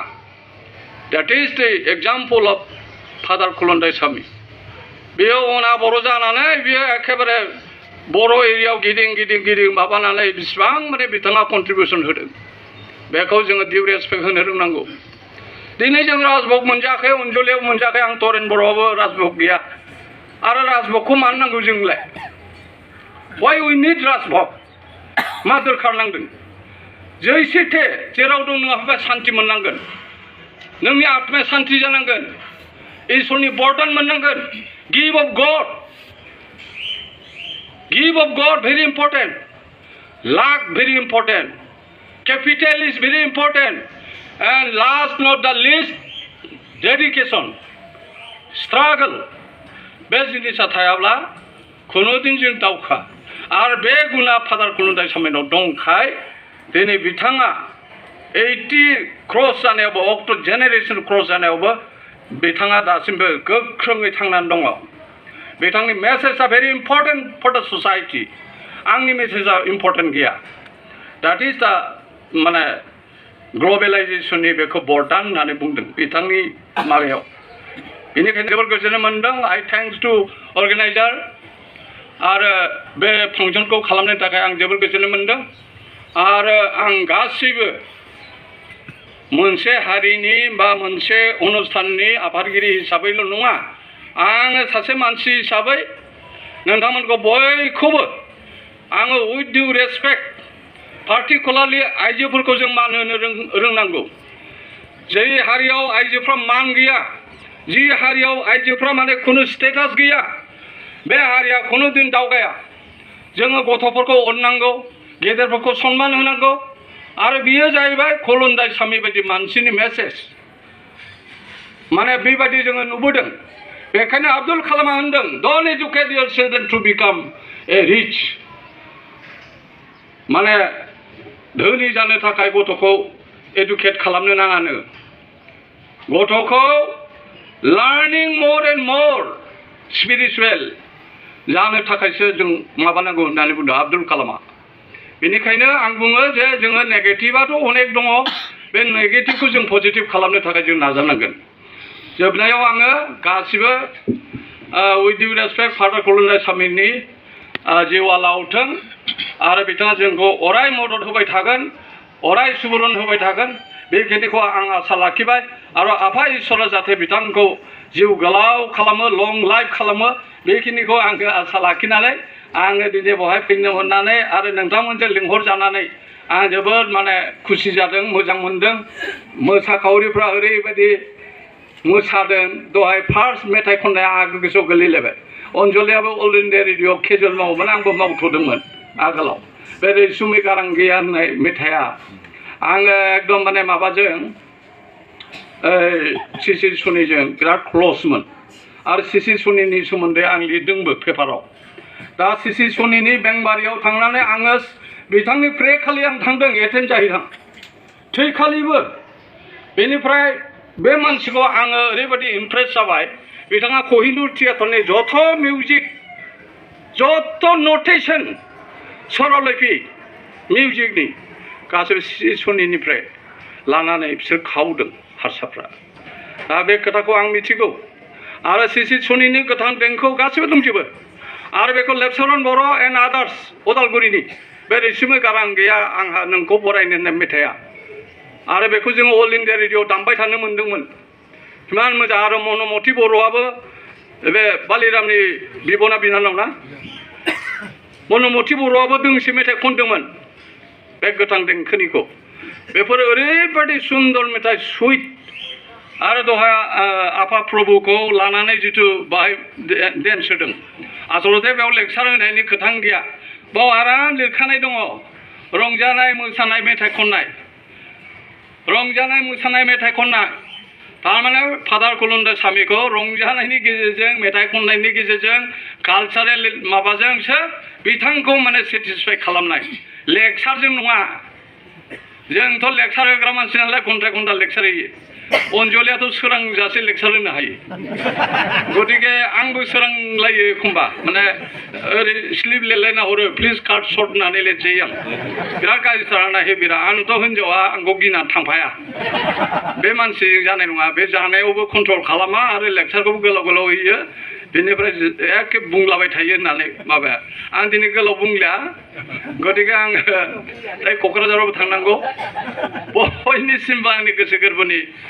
मान आरो साबायखरखौ बावनानै आंनि सुंद' बिबुंथिखौ एसेयावनो जोंनि मानगोनां बर' थुनलाइ आफादनि आफादगिरि धरेन बर' सारा आफादनि जानानै जों गासै बर' माहारिनि जानानै बिथाङा जोंनि बे जे दाहार फादार खुलुन्दायनि सायाव बेखौ एसेबाबो रेहाय खालामबाय सुफुंबाय बेनि थाखाय बिथांनि बेसेन गोनां बिबुंथिनि थाखाय जोङो बिथांखौ आरोबाव रोजा रोजा साबायखर बावो अननानै आखाइखौ दा जोंहा हांख्राय हरजानाय दंबावो डक्टर आब' अनजालि दैमारि थरेन बर' सारा दासो जों मिथिहोलांबाय आब'आबो अखानायजासे स्पिच होनो हायोनो अब्लाबो जोङो स्पिचखौ दानस'नानैबाबो फंनैसो बिबुंथि लाखिनो थाखाय डक्टर आब' अनजालिखौ जौसाङाव फैनो थाखाय खावलायनाय जाबाय। दिनै फादार कुलुन्दायस्वामीनि अर्डेन जानायनि जा दौरि महरै आगान सुरजेननायनि 50 बोसोर फालिथायखौ दैदेनलांनाय मानगोनां दैदेनगिरि आरो दिनैनि गाहाय एट्रेक्शन जायखौ लानानै बे हाबाफारिखौ खुंनाय जादों फादार कुलुन्दायस्वामी लोगोसे गुबुन धोरोम दौरि फादार सिस्टार बिथांमोन आरो बेवहाय नुजाथिफैनो हानाय गुबुन गुबुन डिस्ट्रिक्टनि पेरिसफोरनि ख्रिस्ट' सिबियारि नोंथांमोन आरो गासै मानगोनां गेदेर गोलाव नोंथांमोन। आदा थरेना बुंना गालांनायखौ गिबायसो खोमा बेबा बेसे गोलाव होयो होननानै आं जेबो गुबुन खोथा बुङा आं एफाग्राबबो नंद्राया होनांगौ होनब्ला होनो हागोन खिन्थु दिनैनि सानाव जोंहा गुबुन खोथा बुंनांगौ जेबो गैया खालि फादारनि बागैल'सो आं फंनैसो बाथ्रा बुंगोन नाथाय आं गिनायसो मोनदों खारन फादारनि सोमोन्दै बुंनो थाखाय गसंनोबो जोंहा माने उपजुक्तता गैया। बिथांनि माबे मोनसे बाथ्राखौ बुंनो बिथांखौ जोंनि बाख्नायनाया जेबोआनो नङा बिथांनि जा मावनाय साननाय नागारसारनाय होनो हानाय बेफोरखौ सानोब्ला जों जेरावबो गैया लाजिनाय मोनो आं दुखुसो मोनो। दिनै आं बेयाव फैनानैहाय ओरैबायदि मोनदों माने जों बहा दं जों जे बुङो जोङो गावनि मानसिनि थाखाय खामानि मावो जों मा मावनो हामारदों बिथांनि रुजुथायाव बिथाङा मोनसेबो फिल्डखौ नागाराखै मोनसेबो बिथिं नागाराखै जेराव बिथाङा आखाइ होआखै। दिनै गासैबो खोथाखौ हयथ' गासैबो मिन्थिजोबामोन बिथांनि कन्ट्रिबिउसना मा मा दहाय आं सोंदों बिथांखौ जे बे स्पेलिंखौ कुलेन्डाय होनगोन ना कुलान्डाय होनगोन होमब्लाना बिथाङा आंनो गोदान खोथा मोनसे मिन्थिहोबाय कुलान्डाय होनबाय खिन्थु दहाय बिथांनि सोमोन्दै जेब्ला जिउ जारिमिन खिन्थादों बहा जोनोम जानाय बिफानि नाम बिमानि नाम बुंजोब्बाय नाथाय मोनसे खोथाखौ बुङाखसै बिथाङा मा सानाव जोनोम जानाय बे कुलान्डायनि ओंथियालायनो बेबि जिजास बेबि ख्रिस्टमास खालि जोनोम जानाय फादारा स' बेनिखायनो बिथाङा माने बर'दिनखालि जोनोम जानाय थ' बर'दिनखालि सोर जोनोम जानायजों सोरनि जोनोम जानायनि थाखाय रंजायो बासायग्रा उद्रायग्रा जिसुनि जोनोमखौ जोङो फालियो स' बिथाङा बे सानाव जोनोम जानायनि ओंथिखौ लाखिबाय बे सानाव जोनोम जानायनि थाखायनो जेन' बिथाङा दिनै आरो बयखौबो गरिब गुन्द्रा माने बुहुमाव सिनायजायै हारिफोरखौब्लाबो बिथाङा दिनै अनदों सिबिदों। आं गोसोखांबाय थादों बेयाव जिरायनानैहाय आं बुंनायाव गोरोन्थि जायोब्ला निमाहा होगोन आं बिथांखौ दिनै सेकेन्ड रेभारेन्ड सिडनी एन्डेल होननानै बुंनो लुबैयो खारन रेभारेन्ड सिडनी एन्डेला बै समाव इंराजनि सासन समाव फैनानैहाय जाय कम्पानि फैदोंमोन बेयावहाय बे कम्पानिफोरखौ बिसोरखौ माने बिसोरनि धोरोमगुरु हिसाबै जेब्ला फैदोंमोन गोबां बिथांनि नोजोरा ख्रिस्टियान धोरोम फोसावनाय नङामोन नाथाय बर'फोरखौ लानानै बिथाङा इन्टारेस्टेडमोन सोरांबानो बर' गामि गामि बेरायोमोन जलंगा गांसे लानानै जायनि थाखाय रेभारेन्ड सिडनी एन्डेलखौ बर' बोराय होननानै बुङोमोन स' बिथाङा दि काचारिस लेखाखौ लिरनानै गालांदों अब्ला बिथाङाबो दिनै बर'फोरनि लिटारेचार बा कालचार एजुकेसन गासैबो बिथिङाव ससियेल आपलिफ्टमेन्ट एभ्रिथिं स' बिनिखायनो आं बुंनो लुबैयो जे बिथाङा इट्स लाइक फर आस सेकेन्ड रेभारेन्ड सिडनी एन्डेल जायनि गेजेरजों जोङो दिनै लिटारेचारबो मोन्दों दिनै कालचारनि बेलायावबो जोङो मोन्दों सोलोंथाइनि बेलायावथ' जोङो बुंखाजाया जे बर' माबायदि जायगायावहाय जाय जायगानि सा खोला नायस' हायामोन बे समाव बेबायदि मोजां स्कुल नागिरब्लाबो बुंस' हायो बेवहाय बर'मा एरियानि थाखाय बिथाङा बोर बादि बे स्कुलखौ खेवो नाथाय जों बेखौबो मिन्थियो आं आबरैनो बर'निफ्राय आं मिन्थिदों अफकर्स फादार कुलुन्दाइस्वामीनि खोथाखौ बुङोब्ला बिथांनि मुं लायोब्ला जों आब' रेनुनि मुंखौ लायाब्लानो जाया स्पेशलि आंनि बेलायाव आं लोगो मोनजेननाय आंहा दिन बार गोसोआव गैया आं गुवाहाटी इउनिभारसिटियाव दंमोन हयथ' 88 फोर जागोन खोमा स' आब' रेनुनि न'आवहाय आब' रेनु मोना बुरलुंबुथुर बर' फिल्म ससाइटि होननायनि गेजेरजों मोनसे बर' फिल्म बानायनो नागिरनाय आंखौ इउनिभारसिटिनिफ्राय लिंनानै लाबोदोंमोन सावरायनो थाखाय स'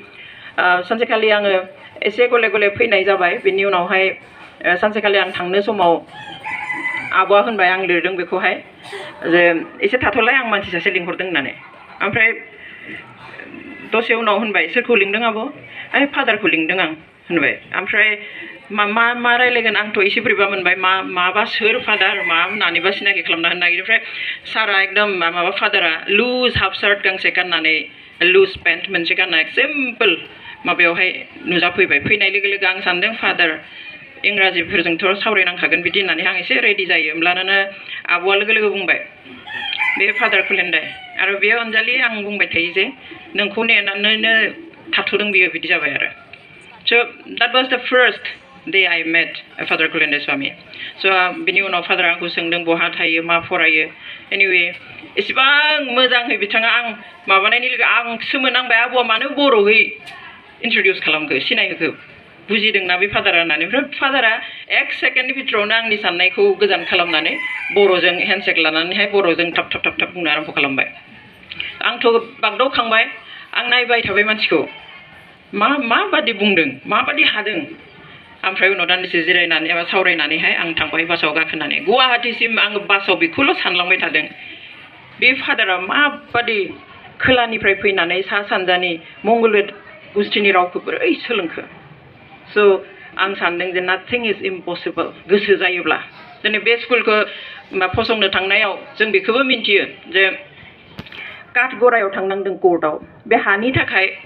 एकदम माने बिगोमाया सयथियायै होनायनि उनावबो माखासे मानसिनि खैसाराव बे माबाखौहाय स्कुलखौ फसंनायनि थाखाय कर्टसिम लांदों केस गेलेनो गोनां जादों आब' रेनुआबो कर्टनि फादाराबो कर्टनि काठगरायाव थांनानै गसंहैनो गोनां जादों बेल' नङा माखासे गोबां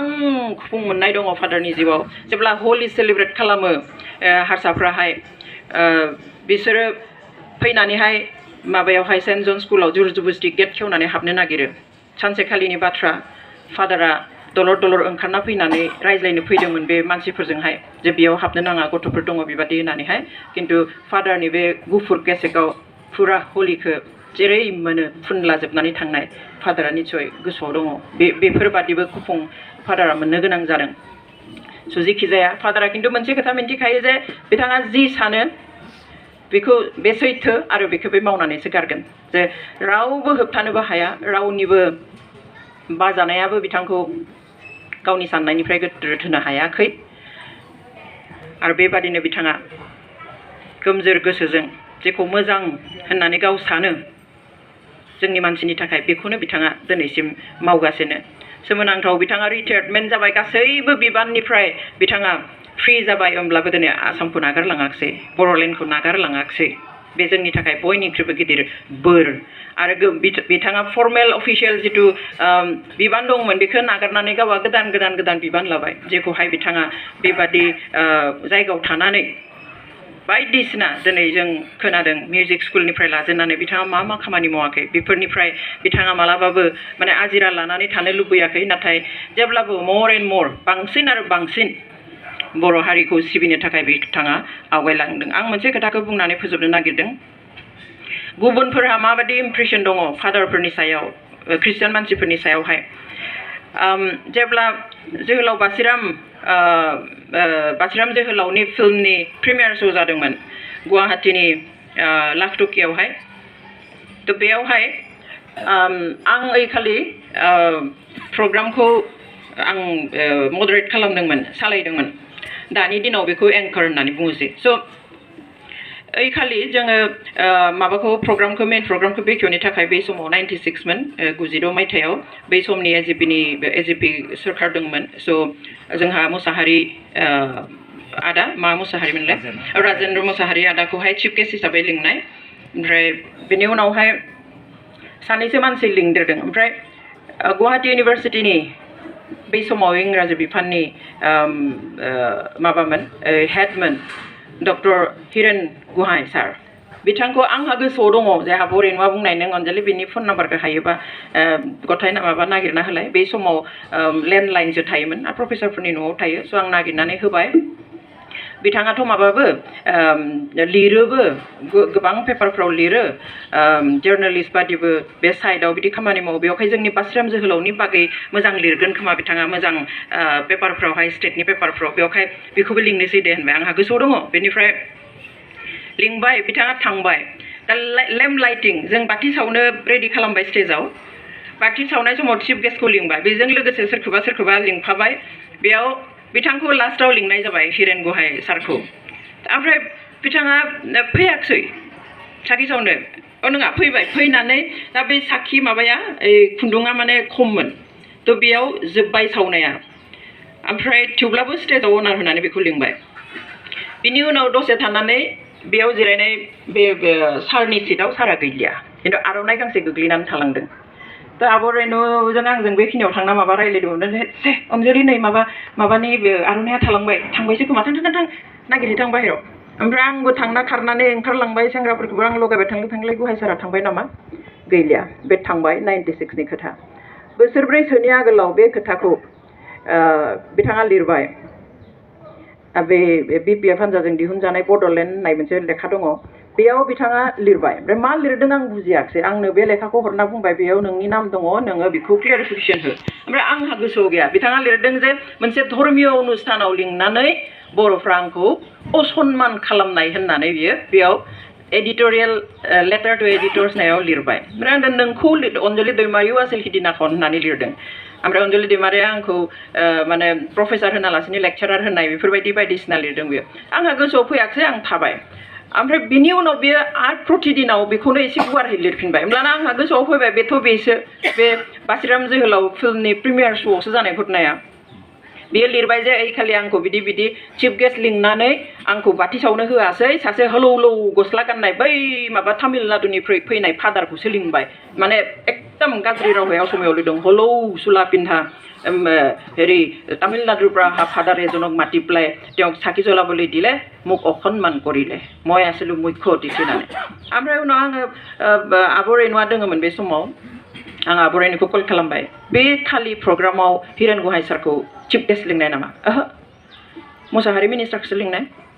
बेखौ आंहाथ' गोसोआव दंखायो रिपर्टार हिसाबै बा मोजां लिरबाय थाग्रा कलम लिरो बियो बेवहाय बिदिसो लिरनाय थांबायसो बिनि उनाव आङो लिरबाय माने बियो बेखौबो लाबोदों जे बे फादारफोरानो ख्रिस्टियान फादारफोरा बिथिं फैनानैहाय सिलाय लाग्रा संगठन जोनोम होयो बेहालागि लिरनो बियो बावासै दा आं बिनि रिप्लायाव आङो फुल प्रतिदिननि 3rd पेजखौ लानानै आं लिरबाय जे मानो बेबायदि लिरनो गोनां जाखो बे प्रग्रामनि थाखाय आं डिटेल्स लिरबाय गोलावखौ बुंला आं बेखौ मेनसन खालामदों जे ओइखालि सार माने आंखौ क्षमा हो आं अर्गेनाइजार्सफोरजों रायज्लायबाय नों माने मुख्य अतिथि नङामोन गाहाय आलासि नङामोन बै समनि मन्त्रि अमुगासो माबामोन ओमफ्राय नों जायखौ हलौ सुला पिन्धा होननानै बुंदों बिथाङा जाबाय तामिलनाडुनिफ्राय फैनाय सासे मानसि जाया बर'नि हारिमु राव गासैखौबो गोबानानै लाबाय आं नोङो हागोनबा सार आं चेलेन्ज खालामदों प्रतिदिन पेपाराव हागोनब्ला नोङो बर' सोलों बर' रायलाय खिन्थु दिनै बिथाङा फैनानै जोंनि हारिमुखौ नाजावफैबाय जोंनि बर' मानसिखौ नाजावफैबाय जोंनि बर' समाजजों गोरोबनानै थाफैबाय खिन्थु नोंथांमोना जोंनि नसुंसेयाव थानायफ्रा खैजोना बर' रोङो बुंसार आरो दिनै बे माने ख्रिस्टियान मिशनारिनि सोरखौ मिशनारि दालाय बहा मिशनारिस दं बबेयावलाय बहा दं गैलाना गोदो आमेरिकान बेप्टिस्ट मिशनारिस बा एंग्लिकान मिशनारिस जों बिदि होनोमोन दाथ' बेफोरो गैया होनदों नोंथाङा जायखौ बिदि बुंदों बे बिदि नङा आरो दिनै आन्डारग्राउन्डफोरखौ लायनो ख्रिस्टियानफोरा माबादों अब्ला आं सोंदों अपेनलि बर'फोरखौ नोंसोर बिदि नाम होबाय वाट एबाउट उल्फाखौ सोर मिशनारिसा दानानै होनाय बेखौ लिर सार बे ओमफ्राय दिनै बेखिनि खोथाखौ नों जुदि बै बड'लेण्ड होननाय माबायाव लिरोमोनब्ला बर'आल' मिन्थिगौमोन नों गिदिर पेपाराव गिदिर মানে বহল চোতালত আনি আপুনি নিজেই উজতি খালে होननानै লিৰদों आं दा আপুনি এনেকৈ কৰিব নালাগিছিল সন্মানে মই কৈছোঁ যে আপোনাৰ যিবিলাক ভুল ধাৰণা বেয়াवनो লাইनो माबा बड'लेण्ड सापर्ट खालामा हिरेन गहाया बेखौ होखारनांगौ होननायसिनो रायलायाखैयानो गावसो खारबोदों गाव लिरबाय माने बाद्रि आद्रिनो जे ओइ खालि आंखौ चिफ गेस्ट लिंनानै साखि सावनो होयिखाय आंनो होनाय आर'नाइखौ आं सिटआवनो गारबोबाय म पेलाय थुया हिलु होननानै प्रतिदिनाव लिरबावबाय बियो आं बिनि उनावसो गुतै खोथाया आंहा गोसोआव फैबायमोन आं नैबे खोथाफोरखौ आं लिरजोब्बाय जे सार दिनै जुदि जोङो असमिया गामसा गांसेखौ जुदि बिदि लिरनायमोनब्ला सारा आसामाव अर जोंगौमोन खिन्थु जोंनि बर' हारिया बिदि खालामा नोंथाङा आर'नाइ गारनानै गारबोनाय बेरास नोङो ओइ खालि चिफ गेस्टानो नङामोन थ' माने आं फादार कुलेन्डाय होनबा आंहा बे खोथाखौ गोसोआव फैयो एसेबां गाज्रियै बुङो गुबुना जोंनि नसुंसेयाव थानाय मानसिफोर खिन्थु दिनै बहा साउथनिफ्राय फैनानै खुनु मिल गैया सिमाङावबो हयथ' सेंग्रा समाव उन्दै समाव फादारा सानफेराखैमोन बेबायदि जाथि दङ बेबायदि राव मोनसे दङ बाट हि कुड डु इट आं सानो दिस are all blessings of God he is a really blessed person blessed father बोर मोनजानाय एन्ड स' वी अल्स' बर'फ्राबो दिनै ब्लेसेड हारि होननानै आं सानो गोबां बिथिङाव जोंहा माखासे शर्टस कामिंफोर दङ थेवब्लाबो बर'नि जिखिनि रायजो राजा जिखिनि मावनाय दांनाय माबादिहाय थानाय जोंनि हारिमु राव सोलिनाय जानाय बेफोरखौ नायोब्ला गुबुन ट्राइबेलफोरनि रुजुथायाव आसामनि बिथोराव जोंनो जौसिनाव दङ स' आं सानो personally we are a blessed community also that is why we are getting like Father Kulundaisamy who is also a blessed person थ' बिथाङाथ' गावनि थाखायनो ब्लेसेड आरो बिनि थाखायनो जों मोन्दों होनना आसा खालामो आरो दिनै खालि ख्रिस्टियान दहाय बुंनाय बायदि ख्रिस्टियान बर'फ्राल' नङा गुबुनारिफ्राबो जेरै जोङो रेभारेन्ड सिडनी एन्डेलखौ एज ए बर' हिसाबैनो जोङो जोंनि बर' रावखौ हमथानायनि थाखाय जों मान होयो बेबादिहाय बिथांखौबो जोङो गुवार माबायावहाय लांनो हाब्ला मोजां to spread his contribution towards a better community जोंनि कमिउनिटिनि सायाव जिखिनि मावदों बेखौ जोङो फोसावनो हाब्ला मोजां आरो जोंहा आदा थरेन दङ माने बर' थुनलाइ आफादनिफ्राय बिथाङा जिखिनि माबाया फादार कुलेन्डाइसामीया जिखिनि कन्ट्रिबिउसन होदों बेखौ नायोब्ला जों आसा खालामनो हायो थुनलाइ आफादाबो डेफिनेटलि बिथांखौ मान होगोन बिथांखौ रिकगनिसन होगोन बिथांनि बे कन्ट्रिबिउसनखौ बेखौ इन ए वाइडार फराम आं बेखौ आसा खालामो जोबनायाव बयनिसिमबो गुसुं होननायावनो एसे गोलावानो जाबाय बेवहाय निमाहा बिबाय जोबनायाव फादारनि जिउ सोलेर गासैबो जाहाथे जेब्लाबो गोख्रों जानानै थायो आरो बिथांखौ आरोबाव गावनि हामजाथाव खामानियाव जेब्लाबो जाहाथे बाहायबाय थायो बेखौनो आं आफा इसोरनियाव आरज गाबनानै आंनि बिबुंथिखौ फोजोबबाय खुलुमनायजों लोगो मोननाय माखासे जों मिथिहायै मिथिसयै जाथायफोरखौ दिनै जोंजों शेयार खालामबाय बेनि थाखाय आरो खेबसेबाव बिथांखौ जोङो जोंनि खुंफुं आफादनि जानानै रोजा रोजा साबायखर बावबाय दा जोङो दिनै जाय सुबुंखौ लानानै जोङो ज' जादों दाब दाब जायगानिफ्राय बे सुबुंनिफ्राय जोङो खोनासंनो लुबैनानै जोङो नेनानै थाबाय आरो बे ज' जानायनि खारनानो जाबाय जे जोङो फादारखौ मान बावनाय आरो हामबाय होनाय दा जोङो जोबथा हाबाफारियावनो फैनानै जोबथा हाबाफारियाव सफैबाय जोङो जोंनि ओनसोलाव फादार कुलुन्दाइस्वामीखौ जौसाङाव खावलायबाय फैनो थाखाय आरो गावनि बिबुंथिखौ दिनैनि बे मेहेरगोनां सानाव आरो दिनैनि बे गोथार बुब्लियाव फैनानै बिथाङा फंनैसो बिबुंथिखौ जेन लाखियो जाग्रा बर' बिमा बिनानावफोर आं खोलो बुङा गेदेर बयखौबो बिथां करण गगाय आरो अनजलि आरो बै आर्गनाइज खालामग्राफोर आरो मावथिफोर ना बुङै बयखौबो हामबाय लुबैयो होननानै नोंसोर आंखौ मान होनो थाखाय बिबुं खालामबाय आंखौ नांगा बर' हारिखौ आं दिनै बेयाव कुसुमबायब्ला आंजों मावनाय बयखौबो हामबाय होनोसै आं हारसिं जेबो मावनो हायाखिसै नोंसोरजों मावबाय बेनिखायनो सोरबा थैबाय सोरबा दङ बिसोरनि थाखाय आं हामबाय होयो इसोरा नोंसोरखौ बोर होथों हारिया जेब्लायबो जौलोंथों आरोबाव आं बेखौल' बुङो आं 1972आव गोदान दौरि महरै बेंटलाव फैदोंमोन आरो दैमा दैसा सेर सेर एबा हाग्रानि गेजेराव थानाय सिबियारिफोरखौ खालाम रादाबनि थान्दै बायदि बिसोरखौ नायनो थांदों आरो बिसोर बावनाय दांनाय न' बां हारिमु आरो बिसोर गासैबो आंनि गोसोआव नांदों बेनिफ्राय खोजा खालायनायाव बिथां जन दंमोन बिनिया एसे लिरनानै लानानै माखासेखौ लाबाय आरो बेबायदिनो माखासे बेयावनि लकेल जेराव थाङो आं बेयावनि मानसिफोरखौ बुथुमनानै बिसोरनिफ्राय जा मोजां दङ बिसोरखौ बिसोरनो होनाय होसै आंनि खामानि फिलमिन गाब्रिएल राबि आलबिस मोसाहारि बिसोरखौ लानानै बे गावसोरनि बर' देंगोआव बे गिर्जानि मेथाइखौ खालामदों आरो बेबायदि बे बिथां मानगोनां लुइस आरो जर्जमोन बेयाव स्टुडेन्टमोन बिसोरखौ लानानै युथखौ खालामदोंमोन आरो बेबायदिनो जेब्ला लोमजानाय गुमजानायफोरा मोसौगुरियाव थै बारनानै फैदों बिमा बिफा थैगोन आं बेंटलनिफ्राय थाबायनानै बंगाइसिम थांदों हस्पिटालाव रेलवे हस्पिटालाव जेला थांनानै बेखौ फिसानिखौ बेंदों बेबायदिनो अननायनि हाबा धोरोमनि हाबा मानसिनि हाबा गासैबोखौबो आं बेयाव खालामबाय आंनि मावनायखौ थुलुंगा होनाया बेंटल अरनि खाथियाव अर सायनानै रावखौ सोलोंदों आरो बिसोरखौ गासैबो आंनि गोसोआव नांदों बेनिफ्राय उदालगुरियाव 2 बोसोर सुशील कुमार सुनिखौ लानानै सेंग्रा सिख्लाफोरखौ लानानै गामियाव गिदिंदों आरो बिसोरखौ फोरोंदों आरो बेबायदि क्रिसमासाव बिसोरजों मैसाहोदों बोराय बुरैफोरखौ लामायाव लानानै मैसाहोदों बेबायदिनो रंजाहोदों आरो बाइबेल माखासे बिजाबफोरखौ लादों बेनिफ्राय अरुणाचलाव 10 बोसोर मावदों आंनि अननाया 50-50 बर'फोरनि थाखाय 50 अरुणाचल बिसोरो थांनो हायै जायगाखौ बेखेवनो हाबाय उदां होनो हाबाय बिसोरखौ बाहेरायाव लानानै फोरोंनो हाबाय धोरोमखौबो आरो सोलोंथाइखौबो आरो बिसोरो दरसेयावनो साउथ इस्ट सा सानजा एसियायाव अरुणाचलल' बिसोर धोरोम गैयामोन बुंनो हानाय नाथाय बिसोरखौ आं जेबो मावाखै बिसोरो चाइना बर्डनिफ्राय फैनाय दासिम थाबायनानै फैनाय धोरोमखौ लानानै एबा एजुकेसनाव बिसोरखौ अननायजों होनानै बिसोरनि रावाव बिसोर हारिमुआव खासै खालायनानै एसे मोजां सेन्टाराव लानो हानाय बिसोरनि हाबाजों बे अरुणाचलखौ उदां होबाय जों आरो बिनिफ्राय दाथ' गेदेर बिनिफ्राय फैनानै बे बोरमाखौ आं बुंनो हानाय बे दावराव दावसि समाव गिनो गोनां समाव बे गासै थुनलाइ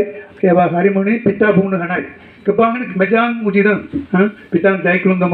आं बेखौ नायनो हरनो बिसोरखौ रेन बर' खाथियाव दंमोन बिसोरखौ आरो मणिरा मोसाहारि दंमोन बिसोरखौ आरो बेयावनि मानसिफोरखौ लानानै जों सोदोमस्रि मामा बिबायदि बास्राम गासैबो मावनो हानाय लेखाफोरखौ दिहुननो हानाय आरो बे मोनसे गेदेर सम बुंनो हानाय रंजानायनि सम जेराव जों बेला मोनबाय बर' हारिखौ सिबिनो हाबाय मोजाङै मावनो हाबाय बिसोरनि अननायखौ मोनबाय आरो इडुकेसनबो हायार लेभेलाव लांबाय बे जे दंमोन बिसोर दार्जिलिं शिलंआव थांनाङा बर'फ्रा बयाव थांनो हानाय बेनिखायनो बे लामानि सेराव नलबारियाव नङा बरमायाव लादों बर'फ्रा फैदोंमोन गोजाननिफ्राय एडमिसन फैयोमोन बिसोरखौ होआखै थेलाजों फैब्ला गामसा गाननानै बिसोरखौ लिंहरनानै नाम लिरनानै बेबायदिनो गैयैफोरखौ मोजां फोरोंनानै बे मोनसे फिथा एजुकेसनाव गासैबो कम्पिउटारखौ फार्स्ट टाइम इन्ट्रडिउस खालामबाय बेबायदि जे मोजां मानसिफोर फैब्ला बिसोरखौ लानानै फोरोंहोबाय बेबायदि मोनसे मोजां खोथाखौ बेखौ खालामनो हाबाय बेनिखायनो बे गिर्जाखौ नुबाय बे बर' हारिमु दानाय लुनाय बेखौ आंनि गोसोआव नांदों आरो बे सिगां बिजाब महराव बे गिर्जानि महराव बेनिफ्राय सोरखांदों मोजां जादों बेबायदिनो बोरमायाव 13 बोसोर मावदों दुखु दंमोन सिरिलांनाय फैदों रावखौ गियाखै आं मिथिबाय बिसोरो रावबो आंनि जेबो मावाब्ला सिगिनाय मामा खालायनाय दुखुबो मोनदों अब्ला जेबो मोना बे जेराव दुखु दङ बेयावनो खामानियाबो आबुं जाबाय बे समा बेनो बोरमा मिशनखौ खुलिनाय मावनाया मोनसे आंनि थाखाय मोनसे फ्लरिशिं टाइम बर' हारिनि थाखाय जेरावबो दुखु होननानै थांनो हायाब्ला आं जायाखैमोन फोरोंनो थाखायबो थानो थाखायबो नायनो थाखायबो नागिरै थांदोंमोन थांनो हायाब्ला आंनि थाखाय रेनु बैरो दंमोन बिसोर एकदम जेब्लायबो बिसोर बुङोमोन जोंनि थाखाय प्लेटफर्म नांगौ मावनो थाखाय बे समाव प्लेटफर्म होनो थाबाय फाइनान्सआव एबा नायनायाव रायज्लायनायाव सेवा होनो थाखाय बेबायदिनो बोरमा बेनिफ्राय बिजनियाव 10 बोसोर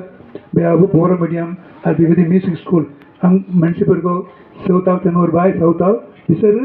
बे कर्नाटक सोलोंनानै फैनानै बे मडेलाव बर' मेथाइ दोंगोफोरखौ मोसानायखौ मोजां खालामनो थाखाय आरो बर' मिडियामाव खुलिबाय बे मिशनारिफोरा बेसेबां आं जेरावबो फैनानै फैबाय बर'फोरखौ नायबाय नाथाय मादार टांगाव बिसोर एजुकेसन बायदि गुबुना हाया इंलिसआव आंनि गोसोआव नांबाय मनिराम बिसोरखौ लानानै आरो नुयाखौ लानानै बिजाबो थुनबाय LKG निफ्राय जाबाय ट्रेस गासैबो बिसोर एखे थाखोआव बिसोरो मोनसे मानिजो दङ ट्राइबेलाबो बेनिखायनो इंलिश मिडियाम बायदि बर' मिडियामखौ बे थाखोआव लानानै मावनो हाबाय गोबां मानसिफ्रा हेफाजाब होबाय बेबायदिनो जेब्ला आं जोब्बाय आं सानबाय थांनानै जिरायदिनि आं जिरायनांगौ इसोरनिया बिनांगोन मानसिफोरनि थाखाय मेंनायथ' मेंबाय नाथाय इसेबांथ' एसे मावबाय नाथाय आं जिरायगोन एसे बिगोन आरो जायफ्रा फैबाय बिसोरखौ हेफाजाब होनायसै बे मेडिकेलाव एजुकेसनाव आरो बेबायदि थुनलाइयाव माया जे होयो बेखौ होबाय थागोन बेनिखायनो आं बेखौ बुंनो लुबैबाय आं मावाखै नोंसोरखौ लानानै आं मावदों बेनिखायनो इसोरखौ हामबाय होदों जेरावबो सोरबाफोर लिंहरब्लाबो थाबनो फैयो बोसोराम जायगायाव 200 मानसिफोर आयका फैदों बोसोरनिफ्राय लादों मावनो थाखाय आरो बे समावथ' बे टेकनिक जेबो गैया अब्ला दिगदारि आरो बिसोरखौ लानायफ्रा जोंनि गेजेराव बेयावनो दं बिसोरखौथ' आं मान होनांगोन बेनिखायनो बेबायदिनो गासैबो मोजां मावनाय डिक्सनारि मनिरामनि डिक्सनारिफोर हेर्बेल मेडिसिन मुलि जलांना बेबायदि बायदिसिना लिरनानै बिसोरजों लेखा लानानै आं बिसोरनिफ्राय सोलोंनानै आरो बिसोरखौ सोलोंनानै बिसोरनो होनो हाबाय एसेफोर बेनिखायनो दिनैनि सानाव नोंसोरो हामबाय होनांगौ इसोरखौ समाय होनांगौ आंजों लोगोसे समाय होनांगोन मानोना बे जोंनि गेजेराव बियो मावबाय आरोबाव जोंनि सेंग्रा सिख्लाफ्रा एबा जोहोलावफ्रा मावनांगौ दिनैनि सानफ्रा मावनांगोन एसेयाबो गोसोआव लानानै हारिनि जौगानायनि थाखाय थुनलाइनि थाखाय हारिमुनि थाखाय मावनांगोन आरो अननायजों मावनांगोन आंगो जानानै मावनांगोन बेबायदि जाबायब्ला जोंनि जौगानाया जागोन बेनिखायनो आं दिनैनि सानाव बयखौबो हामबाय होयो आरो नोंसोरखौ खुलुमबाय आरो नैबे गेदेर अननाय बिनि थाखाय प्रग्रामनि थाखायबो हामबाय होयो बे नोंसोरनि थाखाय जाथों नोंसोरखौ बाख्नाय बायदि जाबाय बेबायदि गोसोजों आं बिदाय लादों गोजोन्थों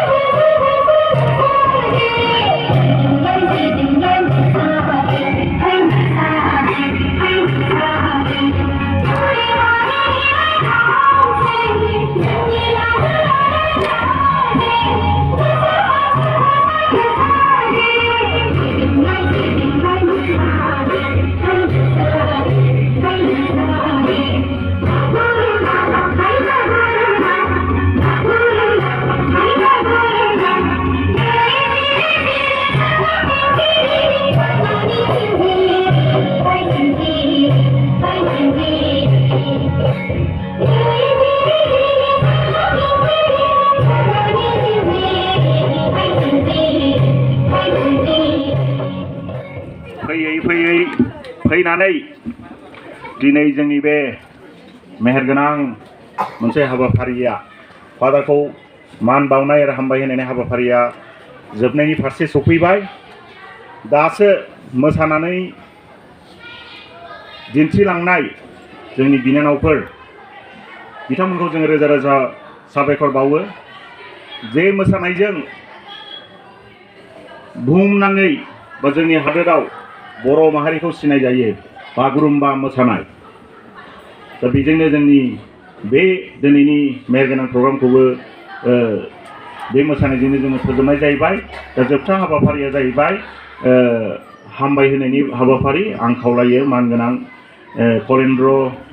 ब्रह्म बिथाङा खुंफुं आफादनि नेहाथारि बिथाङा बे हामबाय होनायनि हाबाफारिखौ लाखिनो थाखाय दिनैनि बे हाबाफारिखौ सालायनो थाखाय खुंफुं आफाद दाना होजानायनिफ्राय दिनैनि जाफुंसार बे हाबाफारिसिम जोङो गासै खुंफुं आफाद ज' जानानै जों नांथाबनानै जों खुंफुंबाय आरो गासैबो नोंथांमोननि अननाय आरो हेफाजाबजों आङो हामबाय होयो दिनै फुंनिफ्रायनो गोजान गोजान जायगानिफ्राय जायफ्रा होदावरि होसोनानै दिनै जोंनि मानगोनां ओनसोला फादारखौ मान बावनो थाखाय आरो बिनि गासै जारिमिनफोरखौ मिथिनो होननानै होसोबोनाय गासै सुबुंफोर जायफ्रा फादारखौ अनो फादारखौ बावनो हाया बिथांमोना होसोबोनानै फैनानै जोंनि बे हाबाफारिखौ जाफुंहोनायनि थाखाय आं साफ्रोमखौबो हामबाय होयो हामबाय होदों आङो दिनै जोंनि बे मेहेरगोनां हाबाफारिखौ जाफुंहोनायाव जोंनि बङाइगाव डायसिसनि मानगोनां फादार माइकेल बिगार जेनेरेल आरो लोगोसे फादारफोर आरो सिस्टार आरो लोगोसे जोंनि दुलाराय बर' साहित्य सभानि मानगोनां जोंनि आफादगिरि थरेन बर' सार आरो लोगोसे गावनि एंगारहायै खामानिखौ गारनानैब्लाबो जोंजों लोगोसे दासिमबो जोंखौ हेफाजाब होगासिनो दङ मेडाम डक्टर अनजालि दैमारि बिथांमोनखौ हामबाय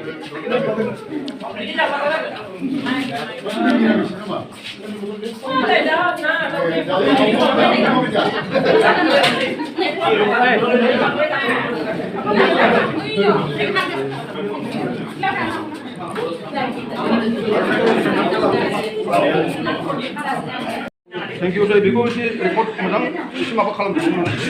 बेखौ फोरोंनांगौ yes professional